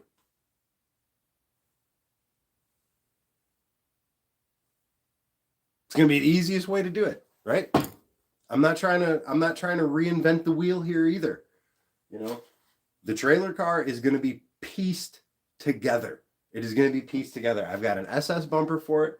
I got Joe Hutchcraft's shaved hatch with the SS spoiler. I'm probably going to end up doing just like the base model side skirts. Lots of duct tape. I mean, lots of duct tape, Dennis. Can you bring some? Because I'm clear out. I've switched over to the blue safe tape. So I'll need some of your duct tape. Because if you can't duck it, fuck it, right? So then I figure the trailer car is going to be so cool. I've had a lot of dreams about that too. And thought a lot about that.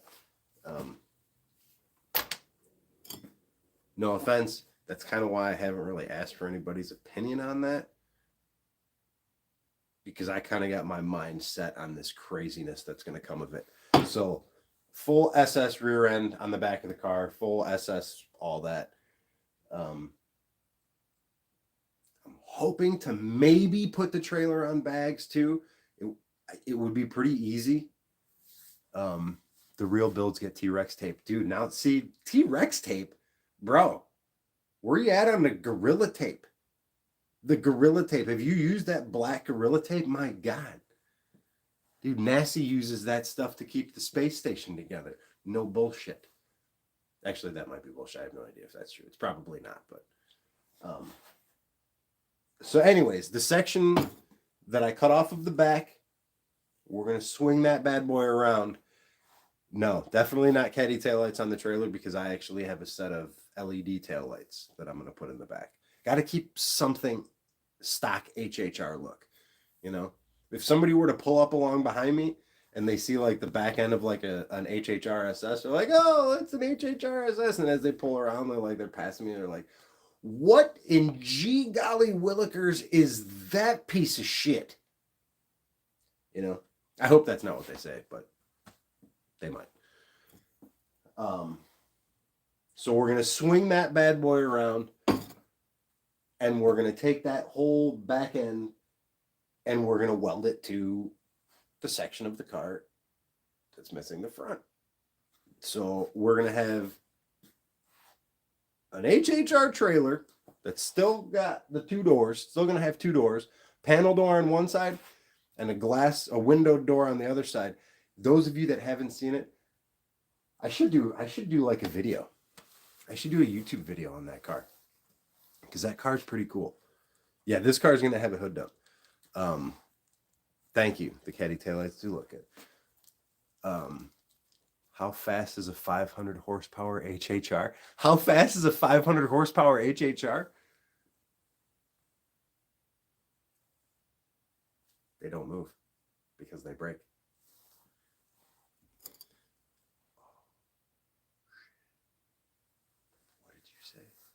what did you say, Aaron? They break. They blow up. So anyways, the trailer car, 2 hatches, boys. 2 hatches, right? We're going to have the back hatch, boom, trailer, boom, right? Trailer car, hatch in the back, boom. We go up to the front, we unhook it from this beast, right? Boom, we open the front hatch. Whoa, that's crazy. What's going on? That dude's got a window in that car. The window's not going to work. It might. Actually, I probably could get that window to work. Pretty easy. But I put a window door in the back of that car. I'm super proud of this. Suicide doors on the trailer. No, Dennis, you guys need to shut the fuck up with all this fucking chop top in the roof, gull wing door, suicide doors on the fucking trailer. Knock that shit off.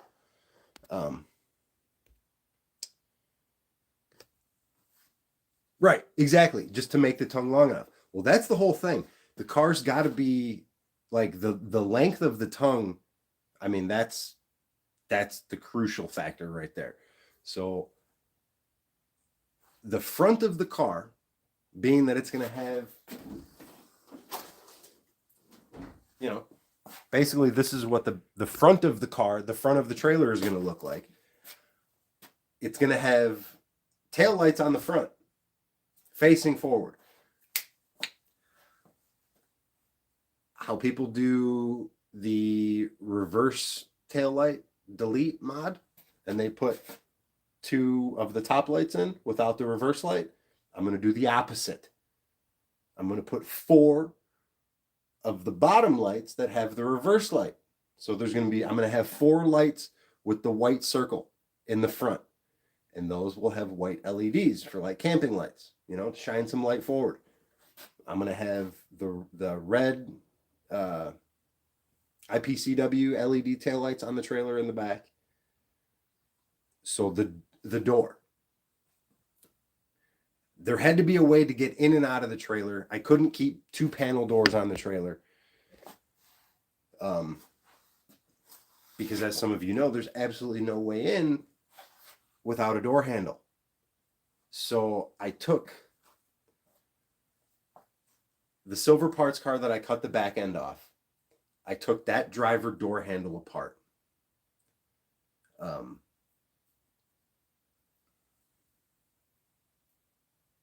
The bottom taillights are the front of the trailer. Right. Dude, I'm telling you, this is all shit that I've thought this through so thick and thin. What did you say?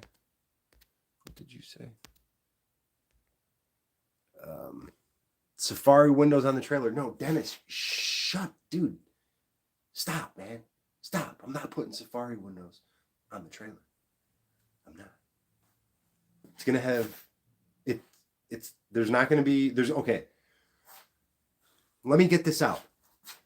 Like, you guys are actually interrupting me. There's nobody fucking here. Okay, so I took a door handle out of the car that I chopped the back off of. I took that door handle off. I have a key. No, that's not what I did. I took this door handle from this car because I shaved these doors. And I took the key from this car and I had a duplicate key made, right? I didn't need it to be a chip key. That doesn't matter, right? So I had a duplicate key made. I took this door handle and I put it into the back door of the trailer car, right? Took all the rods out. I had to shorten 2 of the rods because you can take the front door handle assembly on the Chevy HHR, probably the same for the Malibu, the Traverse, and all those cars. They all have the same door handle on the outside, so I'm sure they're all the same on the inside. The locking mechanism on the front, 3 rods. The door handle, right? No. The interior lock up and down, the door handle, and the exterior key lock. 3 rods.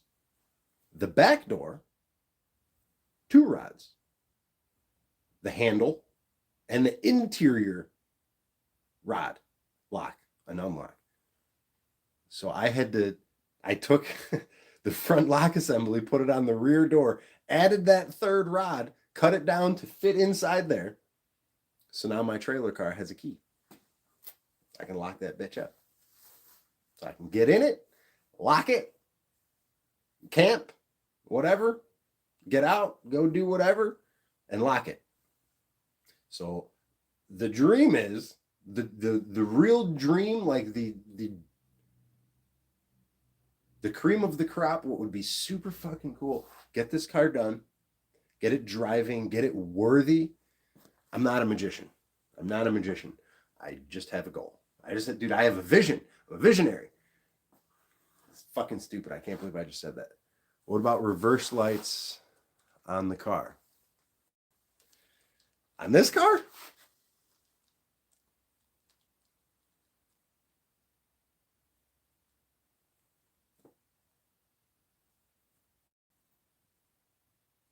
Figure that out later.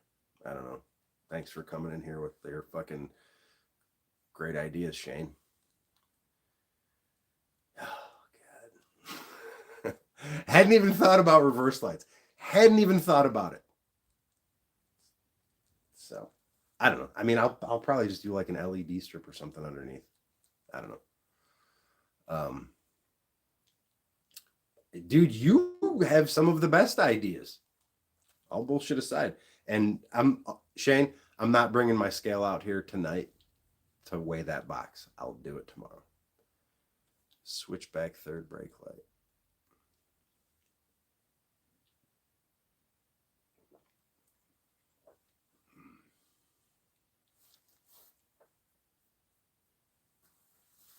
That could be done.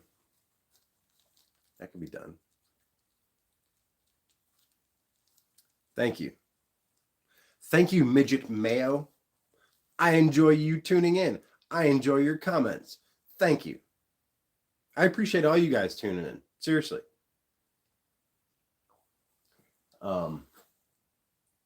So one option that I have, Shane, for a reverse light, the diffuser has an LED brake light. You can take that brake light out and swap it out for a reverse light. Simple. Dude.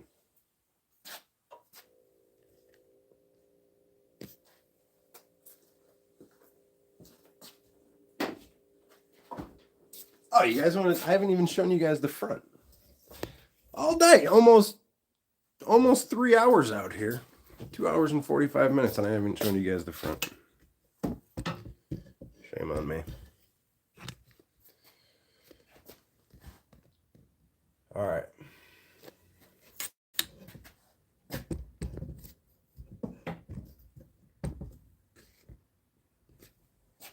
All right, so you can see she's thick. She's got some girth on her, right? She's got some girth on her. But this is the cool part. So this is all still the top fender, like the OEM fender is underneath here, right? Like, so the stock headlight's going to be here. Not changing the location of the headlight. That's been discussed. It's not happening. I'm not moving the fucking headlights. So the headlight's still going to be here. This line that says cut, that's, never mind that. I'm going to be cutting a lot more out.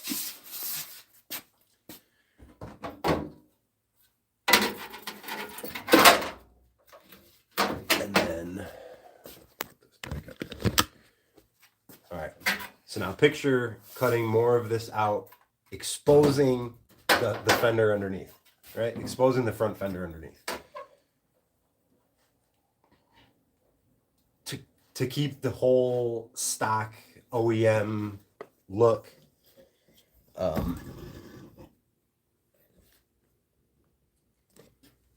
I figured, why not just cut a couple pieces out of an HHR, right? Went to the junkyard, cut a couple of these pieces out, both sides. So my plan is,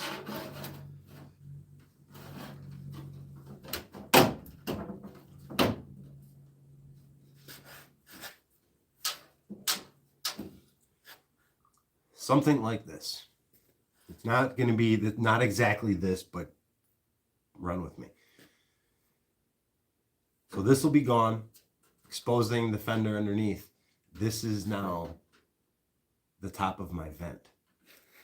All of this is open inside here. The wheel well is coming up to the side. The wheel well, the new fender liner, is going to seal it off basically from about here, just above the actual body line, clear in. So there will be a gap between the stock fender and the wide body fender. Cut that, add this, there will now be a vent that'll go clear through. And if you like were to squat down, you'd be able to see, you will be able to see through here. And you'll see light from the back. It's going to be totally functional vent, clear through the fender. That's probably going to be something that I do next Wednesday. Throughout the week, I'll come out here and throw some more tacks on this fender and get this squared up. But I want to take this fender off and start cutting out the sheet metal from underneath. So I'm going to bring a set of wheels home. Not a full set. I'll bring 2 wheels home so I can tuck them up in the front, tuck them up in the rear, and just kind of get a better idea of what I need to do, because I'm going to be doing front wheel tubs as well. I thought about raising the strut towers to get the whole front of the car lower. I've seen it done. There's a chick who's got an HHR that's like built to death. Like it's a sad story, whatever. But rest in peace to the dude that built the car.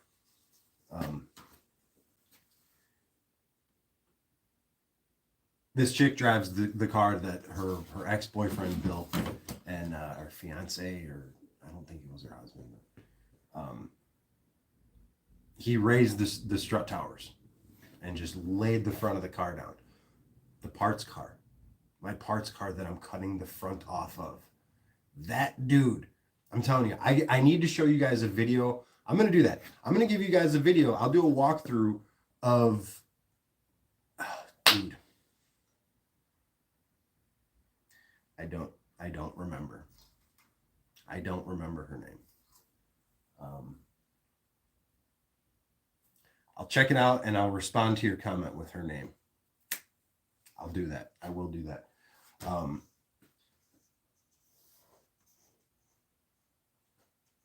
This isn't just going to be a show car. If this was going to be a show car and all my intentions were to hard park this thing, I'd come back to the idea of raising the strut towers to lay this car out. The parts car that's getting turned into the trailer car, that dude was building that car to be bagged on 24s. And he raised the strut towers in that car. And the work that he did is phenomenal. And you know what I'm going to do to that car? I'm going to cut it in half.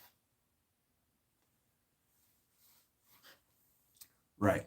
The back is definitely more important to get down, to get a little bit lower. The front, I mean, as is, the front lays a little bit lower than the rear.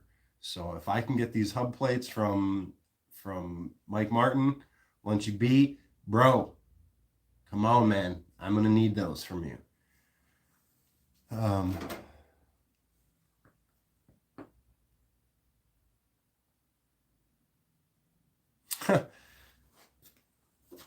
Am I going to boost it to 450 horse? Yep.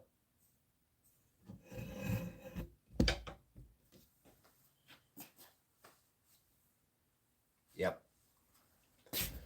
I'm going to be spitting fireballs out the hood and everything. No, all bullshit aside, I've got an S252 turbo that's going to be going in the car and a Buick 6-speed. So the car is going to be every bit of... You do have an option for me for the front. Air house 2 bags. Or the, no, that's for the rear. The air house 2 bags will get the car like a half-inch lower. Yeah, I'm going to be putting S252 turbo on here and the bags with the threaded collar. I'm not sure what you're talking about. Wait a second.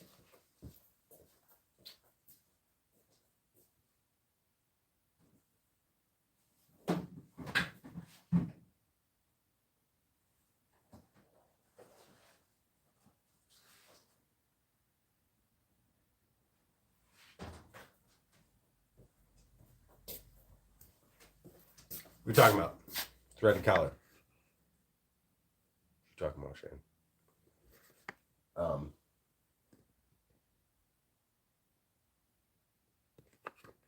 How about that Mini Cooper roof, huh? Yeah, that should be fucking cool. Listen, I'm gonna kick this horse again. I'm gonna kick this dead horse until I get 500 subscribers. All this shit, the hood, the wide body, the tail lights, the shaving, all of it. I've said it once. I'm gonna say it again. None of it gets me more excited than the fucking Mini Cooper roof. Dude, cut the hole. Right, cut the hole. Share my shit. Share my page. My page hits 500 subscribers. Me and Joe Hutchcraft, we will set it up. Flat out. I'm not doing it without 500 subscribers. Okay, so here's the thing.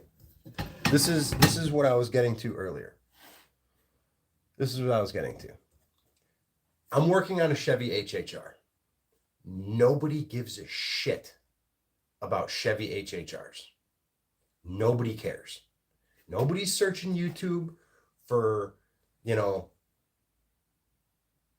people doing custom HHRs. Nobody's doing it. Nobody's searching the internet for that. What they are searching YouTube for is people shaving doors, Cadillac taillights, wide body, bagged, Mini Cooper panoramic glass roof. Right? This is the shit that I'm doing. These are the things that are going to get people to my page. Right? So I'm holding off on putting the panoramic roof in until I get 500 subs. When I get 500 subs and I start putting that panoramic roof in, dude, I have full confidence that my page is just gonna keep going. I mean, I'm not even talking about 1,000 subscriptions. I can monetize my account when I get 1,000 subscriptions. Like my hourly watch, like the time that people have to watch, because I need 1,000 subscribers and I need a certain amount of hours of my content watched. I'm already like halfway through the hours, and I only have 302. I had 302 subscribers when I went live tonight. That's what I'm saying. Like, I have full confidence in this. I have full confidence in myself. I have full confidence in the shit that I'm doing with this car. This is what I do. I watch people build cars on YouTube. That's what I do. Get back with ketchup bottles.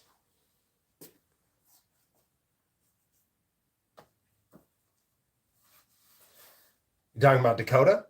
That I need to get back with Dakota? Dakota Stone? He subscribes to my channel. Dakota is one of my 302 subscribers. Dude, I'm super grateful. Dude, I'm super grateful for the friends of mine that do have a YouTube following. I've got a few. And I'm not trying to ride anybody's fucking coattails. That's why you don't hear me talking about any of them.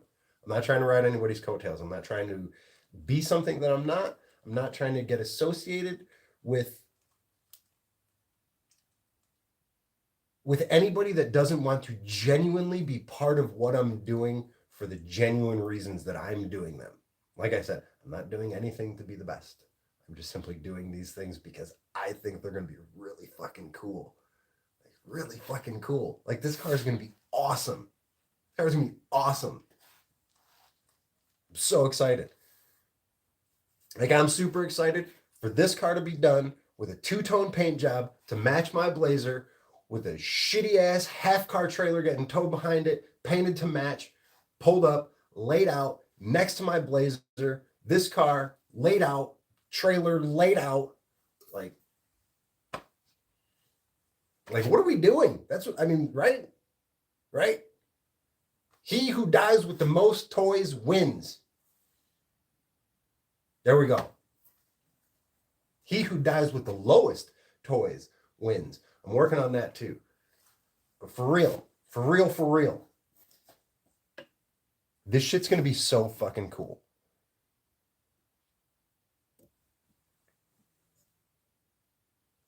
Some cameras for our trip. Shane, I've been holding off on buying another GoPro. Dude, honestly, the only reason I haven't bought a third GoPro right now is because everything that I film with my other two GoPros, dude, that footage is sitting there. I've got like 78 gigs on an external hard drive from doing the first hurricane. 2 cameras. I filmed everything from 2 angles. Didn't do anything with it. Didn't do anything with any of the footage. 79 gigs.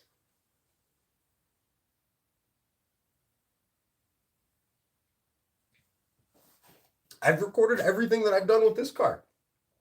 I've got like, shit, I've got to have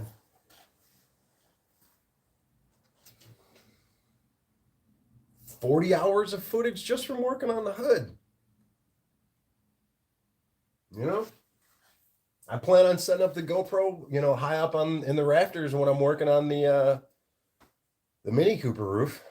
So I know, sounds like you need to start editing. I do need to start editing. I was talking to Joe about that the other day because I'm working on, I've got like folders for all the different things that I did, like all the different projects. Like, oh my God, the offhand I can think of, I've got a folder for the trailer hitch, shaving the hatch, building the hatch rack, the spoiler,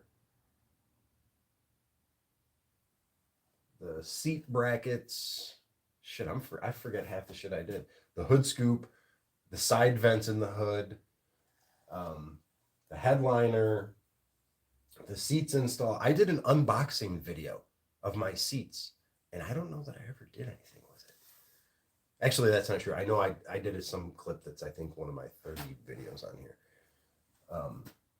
But dude, I've recorded everything. Like, I have so much footage. But I don't have time to edit any of it. Like, by the time I even go inside tonight, like, I'm gonna crash. I was live for an hour and a half last Wednesday, and I didn't go inside until 2 in the morning. Fucking ruined the rest of my week. It's probably gonna happen tonight too. I've been live for 2 hours and 58 minutes, almost 3 hours now.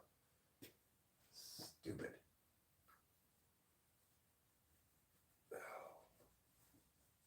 And this has been a fucking horrible progress night. I didn't get half done what I wanted to get done. I did get those fenders self-tapered to some spacers that I welded to the car, so that was cool. So we got that. Oh shit.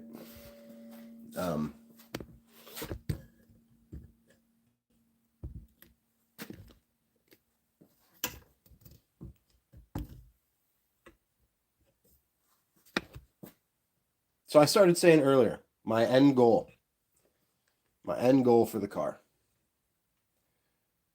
Shane mentioned our trip. When this car is done and 100%, whether it's painted or wrapped or, you know, shit, spots of primer, I don't even give a shit. As long as the car is roadworthy and looking good. Because I can get this thing looking good with patches of primer. I don't give a shit about that. If the bodywork's not done, I'm going to cruise this car until I get it done. I want to take this car back out to Tail of the Dragon, and I want to tow the trailer. And I want to camp in the trailer. We'll drive the car, camp in the trailer, and do the drive there and back, and not lose a throwout bearing. I have thought about taking... Joe, oh my goodness, you made it. Dude, it's fucking midnight. Joe. Where have you been?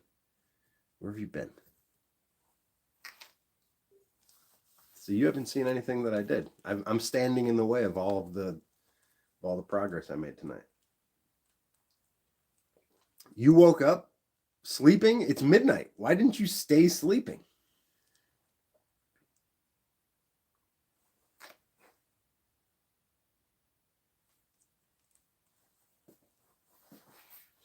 So I got the fenders. So I welded a couple of the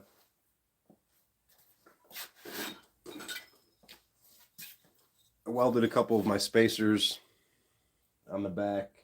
I think I welded 3 on the back section. Yeah, Tim, definitely Tail of the Dragon. That's what we're talking about. Taking a cruise out there.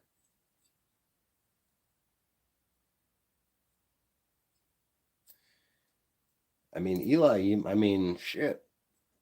I'm not telling you to fucking delay your plans until my car is done, because that would be a ridiculous thing for me to do. I wouldn't do that. But, I mean, kid friendly? I don't know. I don't know if it's going to be kid friendly. I don't know that I would be opposed to it, but I can tell you right now, I don't know that my wife is going to want to make the drive out to Tail of the Dragon with me again. We had to sit on the side of the road for like 7 fucking hours, dude. She was not happy about that. I don't know that she's going to want to take a road trip in any of my cars anymore. But yeah, I don't know if it'll be a kid-friendly thing. But I'm not opposed to going out to Tail of the Dragon with my wife and kids. But if I were to do that, dude, I'd have to put this thing on a trailer. I'd tow it out there. I wouldn't. Man, it was, what was that kind of? It was,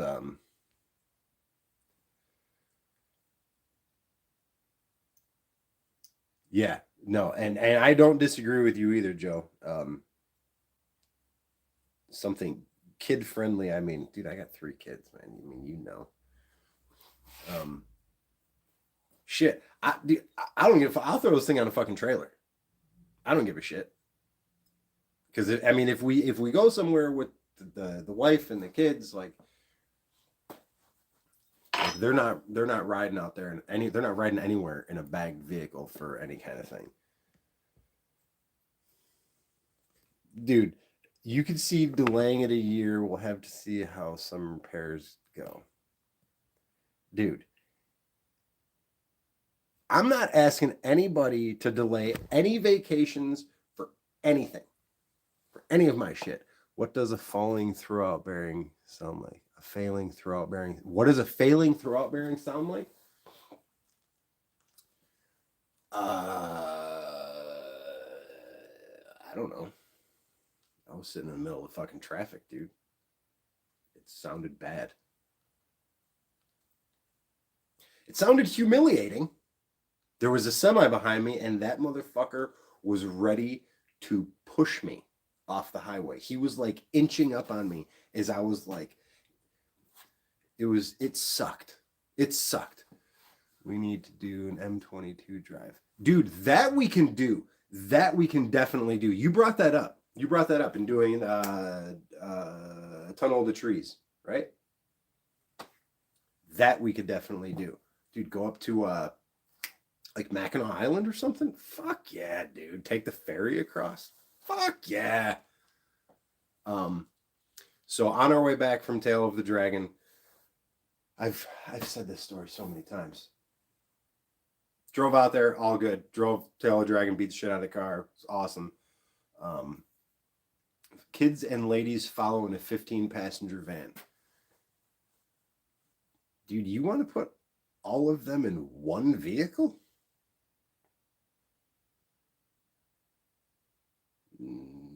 No, sir.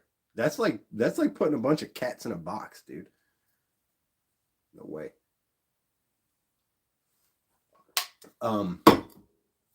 In a perfect world, they would love talking shit. Dude, they can use fucking walkie-talkies. They don't need to be face to face to talk shit. I'm just kidding. There's me talking shit. On our way back from Tail of the Dragon, we made it to about Klein Avenue at like the Indiana-Illinois border. We're basically like an hour and 15 minutes away from home. Fucking car breaks down on the side of the road. Literally been driving the car for like 4 days straight, beating the piss out of it. And the car was taking it. Well, obviously it wasn't taking it, but the car was doing good. On our way back or whatever. I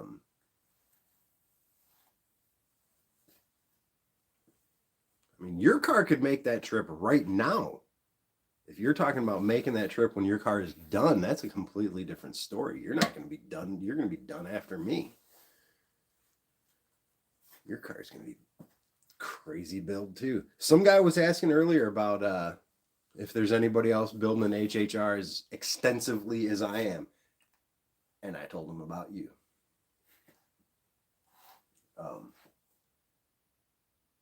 Obviously. So,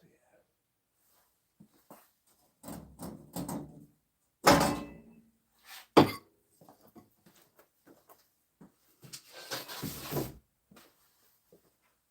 Oh, man. What was that?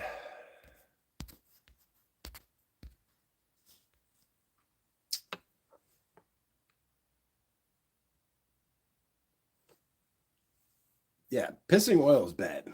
That's bad. Pissing rust is never good.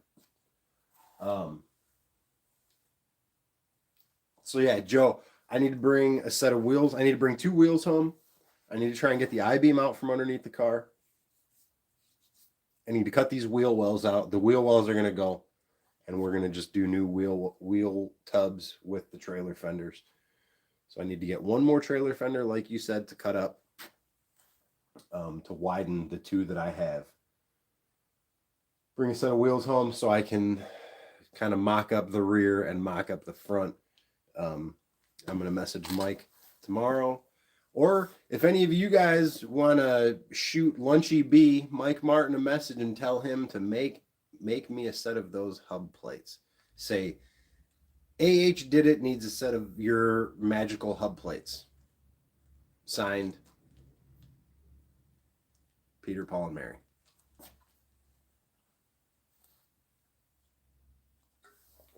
Man.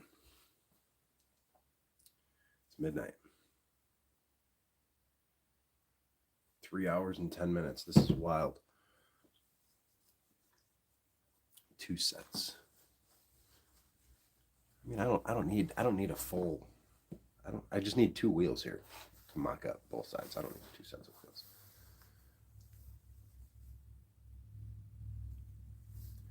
That's a lot of PSI in one cylinder.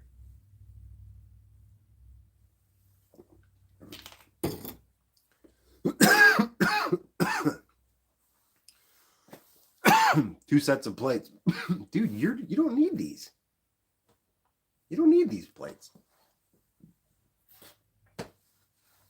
You're doing a whole rear end swap. I mean, right? Right.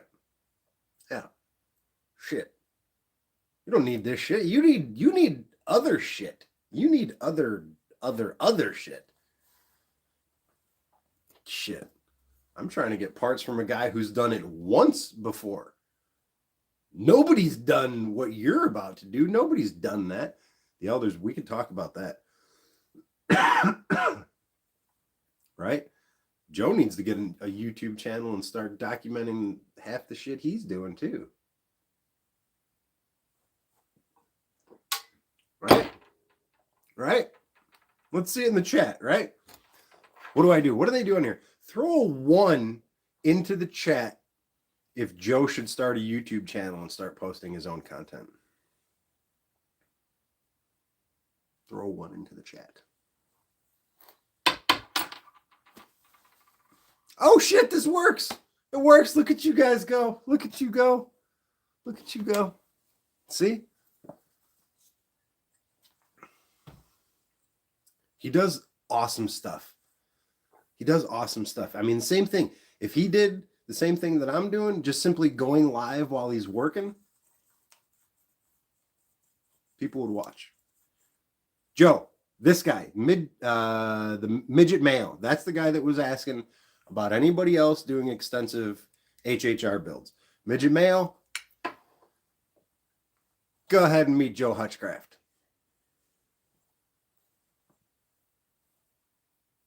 Half of the good ideas that I come up with, not all of them, a good half of them, that motherfucker plants the seed. No worries, man. Yeah, you just sub to that guy. Do that. I don't work on things for as long. I work on it for 20 minutes at a time. Good. 20 minutes at a time works a hell of a lot better than 3 hours and 15 minutes, because I can assure you there's been a lot of bored people tonight. A lot of people have been like, hey, that dude doesn't work a lot. That dude's procrastinating all night long. For sure. Get on it, Joe. Doesn't have to be long, dude.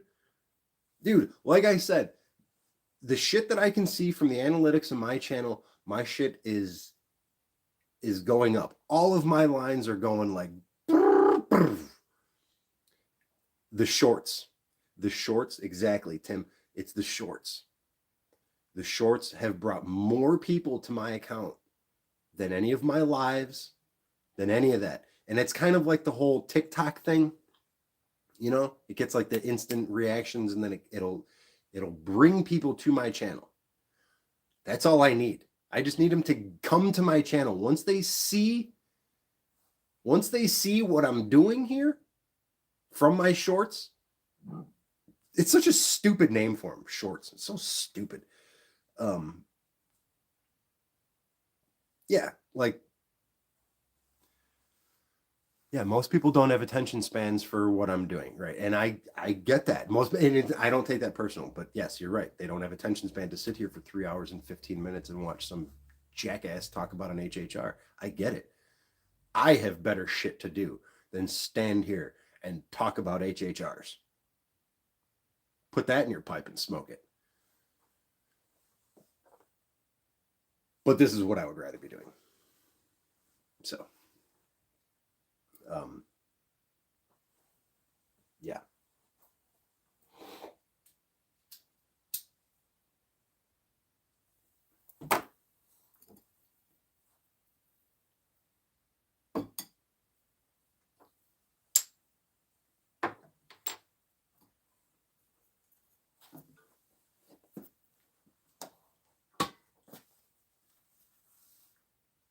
So what do you guys want to see me do next Wednesday?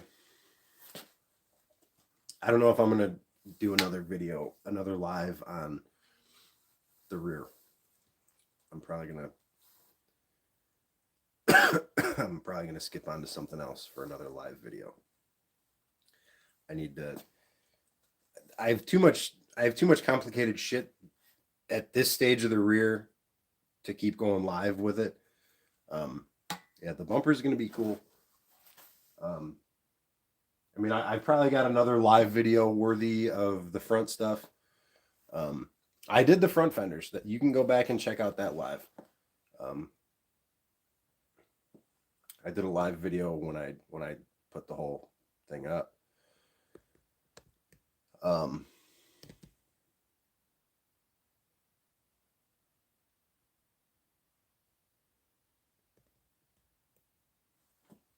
Yeah, I'm definitely digging your support on that front bumper, Joe. That's for sure. It'll definitely be a good look. It's definitely not going to be. I don't think it'll be like the permanent bumper on the car, but it'll definitely be an awesome option. I don't know. Maybe it will. Maybe it will. I keep thinking about this car with the brush guard on it. Through a Vortec in your HHR, like a you're talking like a 4.3 liter V6 Vortec? Or are you talking about like a LS?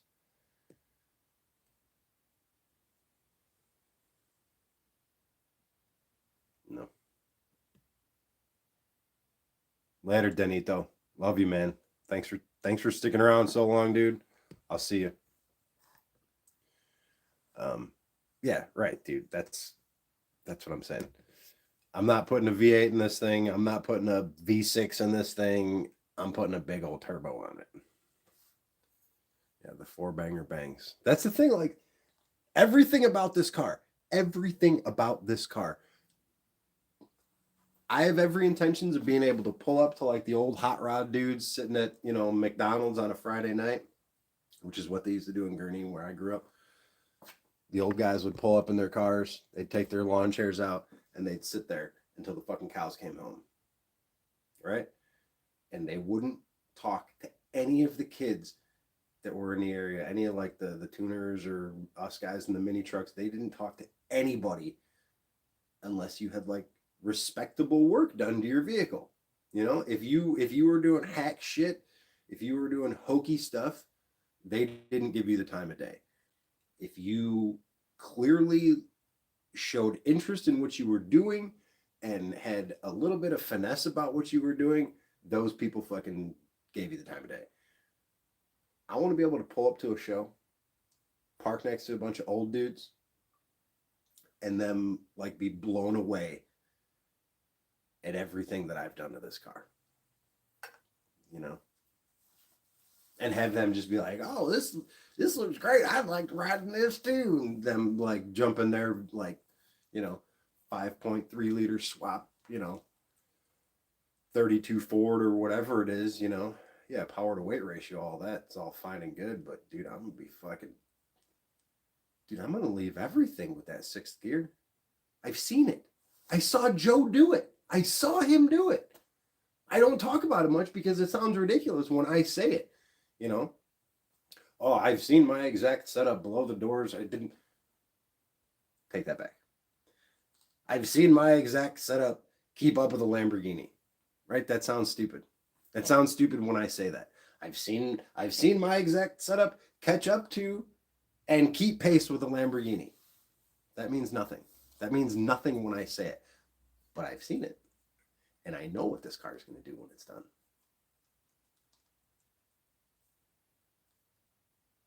Anything. I'll fuck with anything.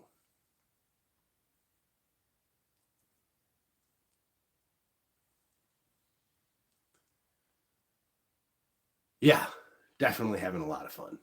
It's definitely having a lot of fun. Dude, this is, like, don't get me wrong. I had a lot of fun doing the mini truck shit back in the day. And that was all, like, every time I worked on that truck, I had friends with me, except for when I was shaving the doors. I did that totally by myself in a fucking unheated garage in the winter. That sucked. Try fucking with an LS powered tricycle and a roll race. Dude, that thing will fucking flip over. No, dude, there's a dude in town here that's got one of those things. It's fucking nasty. Rides around with his fucking wife all the time. It's ridiculous. It's ridiculous. I've seen him do a whole shot. No thanks. Dude, I'm not looking to crash this thing either.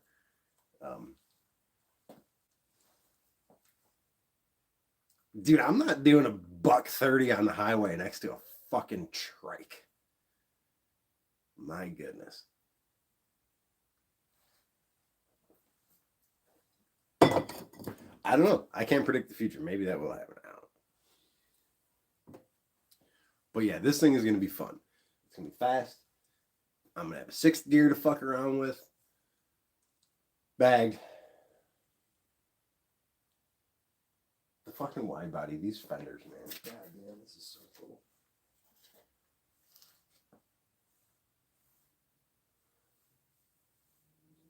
All right. Well, I'm fading here, guys. It's been almost 3.5 hours live tonight.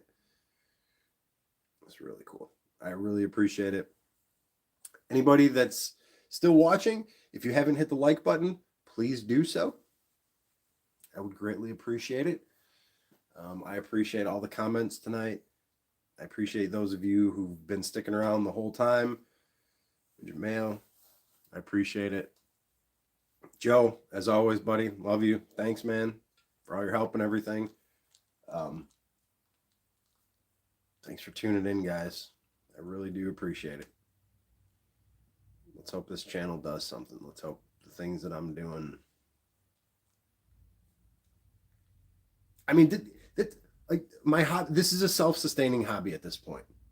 With the buying and the selling and the parting out of the few other cars, this hobby is self-sustaining at this point. I'm out here working. Why wouldn't I turn my camera on?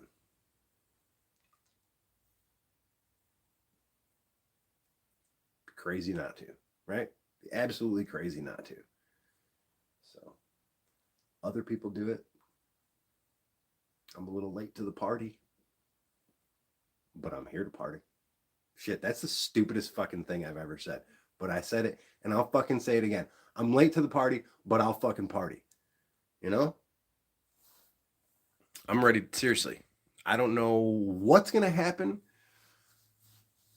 How much does an average part out get? It's hard to say. It's hard to say. I don't know if I want to give that information away on YouTube. I mean, it all depends. I mean, some parts are worth more than others, you know, flat out. The only 2008 HHR I have was given to me. It was given to me because I wouldn't have bought it. It was full of parts, but it was given to me because the 2008, arguably, I know some of you guys watching have 2008s. For me, they're the least desirable. No G85 option, no RPDs. That's the biggest factor. The biggest factor is the RPD. Right off the bat.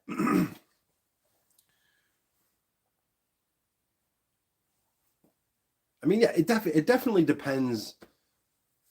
I mean, yes, it has the orange. I mean, it has the orange. It has the blues. I mean, I'm not hating on the 2008s. Like, I love the HHRSS. If I was gonna part one out, I wouldn't invest in a 2008. 2009, 2010. They only made 960 something, right? 963 2010s. I've had 7 of them. So, 6 of them. I've had 6. My first was a 2008 base model panel. Then the 2010 Hurricane. 1 2008.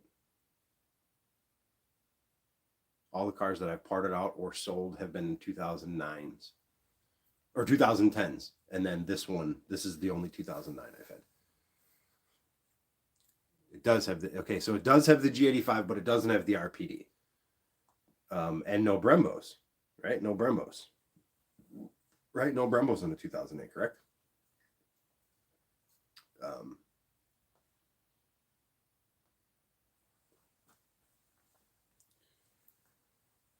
Right. So, yeah, and that's the biggest thing. I mean, what, the first set of Brembos I sold, like I got like $175 for them. Yeah. Yeah. They've sold for more since. I know people sell them for a lot more. I sold them to a guy that I knew. I mean, a turbo is worth money. Obviously, if you have an RPD, that's worth money. I forget what I sold the most, what I sold an RPD for, like the highest price I sold it for. It's like $650 I got for an RPD. I think I've sold 6 of them, 7 of them maybe. I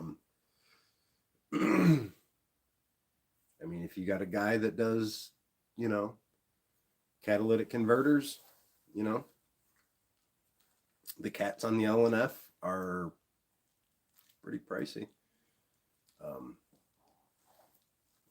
Everyone that I've sold, that's the first part that I cut off. Any car that I've bought, any car that I've loaded up on my trailer, any car that I've unloaded off of my trailer, cut off the cats. Pays for my trip. Every single time. So, and I mean, how much does parting out an HHR get? I mean, dude, it's time. It's all time. You're dealing with Facebook Marketplace. You know, you're dealing with tire kickers and jackasses. I'll say it again. Tire kickers and jackasses. You know? Like I don't care what you think an RPD is worth. Show me another one for sale, and then I'll tell you how much mine is worth. Right? If there isn't anything else for sale on the market, your product sets the price. Right? I mean, isn't that how it works? It's what I think. It's how I think. I mean, shit, it's fucking America, right? It's how it works. Supply and demand, goddammit. Transmission. All parts that are worthy of yeah, the wheels, a good clean set of HHR SS wheels, which look really, really fucking good on a Cobalt, which you rarely see. You rarely see HHR wheels on a Cobalt. They look really good on a Solstice. Joe and I got a buddy out here, V8 Kappa. He's got some widened HHR wheels on his Solstice. Mean looking. But it's all time. And then trying to find somebody local to buy parts as opposed to shipping parts, because obviously if you're dealing with shipping, time is money. You know, boxing parts up, taking them to go get quotes, you know, your quote not being sufficient, and then you lose the sale. Well, you've already wasted all that time. You know, all that shit's got to add up. The center consoles that I make, right? People are like, well, your prices keep going up on those. You're goddamn right the prices keep going up on them because I'm running out of time. I don't have time. And the shipping, like trying to ship anything post the pandy, like post the pandemic, trying to ship anything, you can't do it. Did I lose my chat? What happened here? Oh, I lost the whole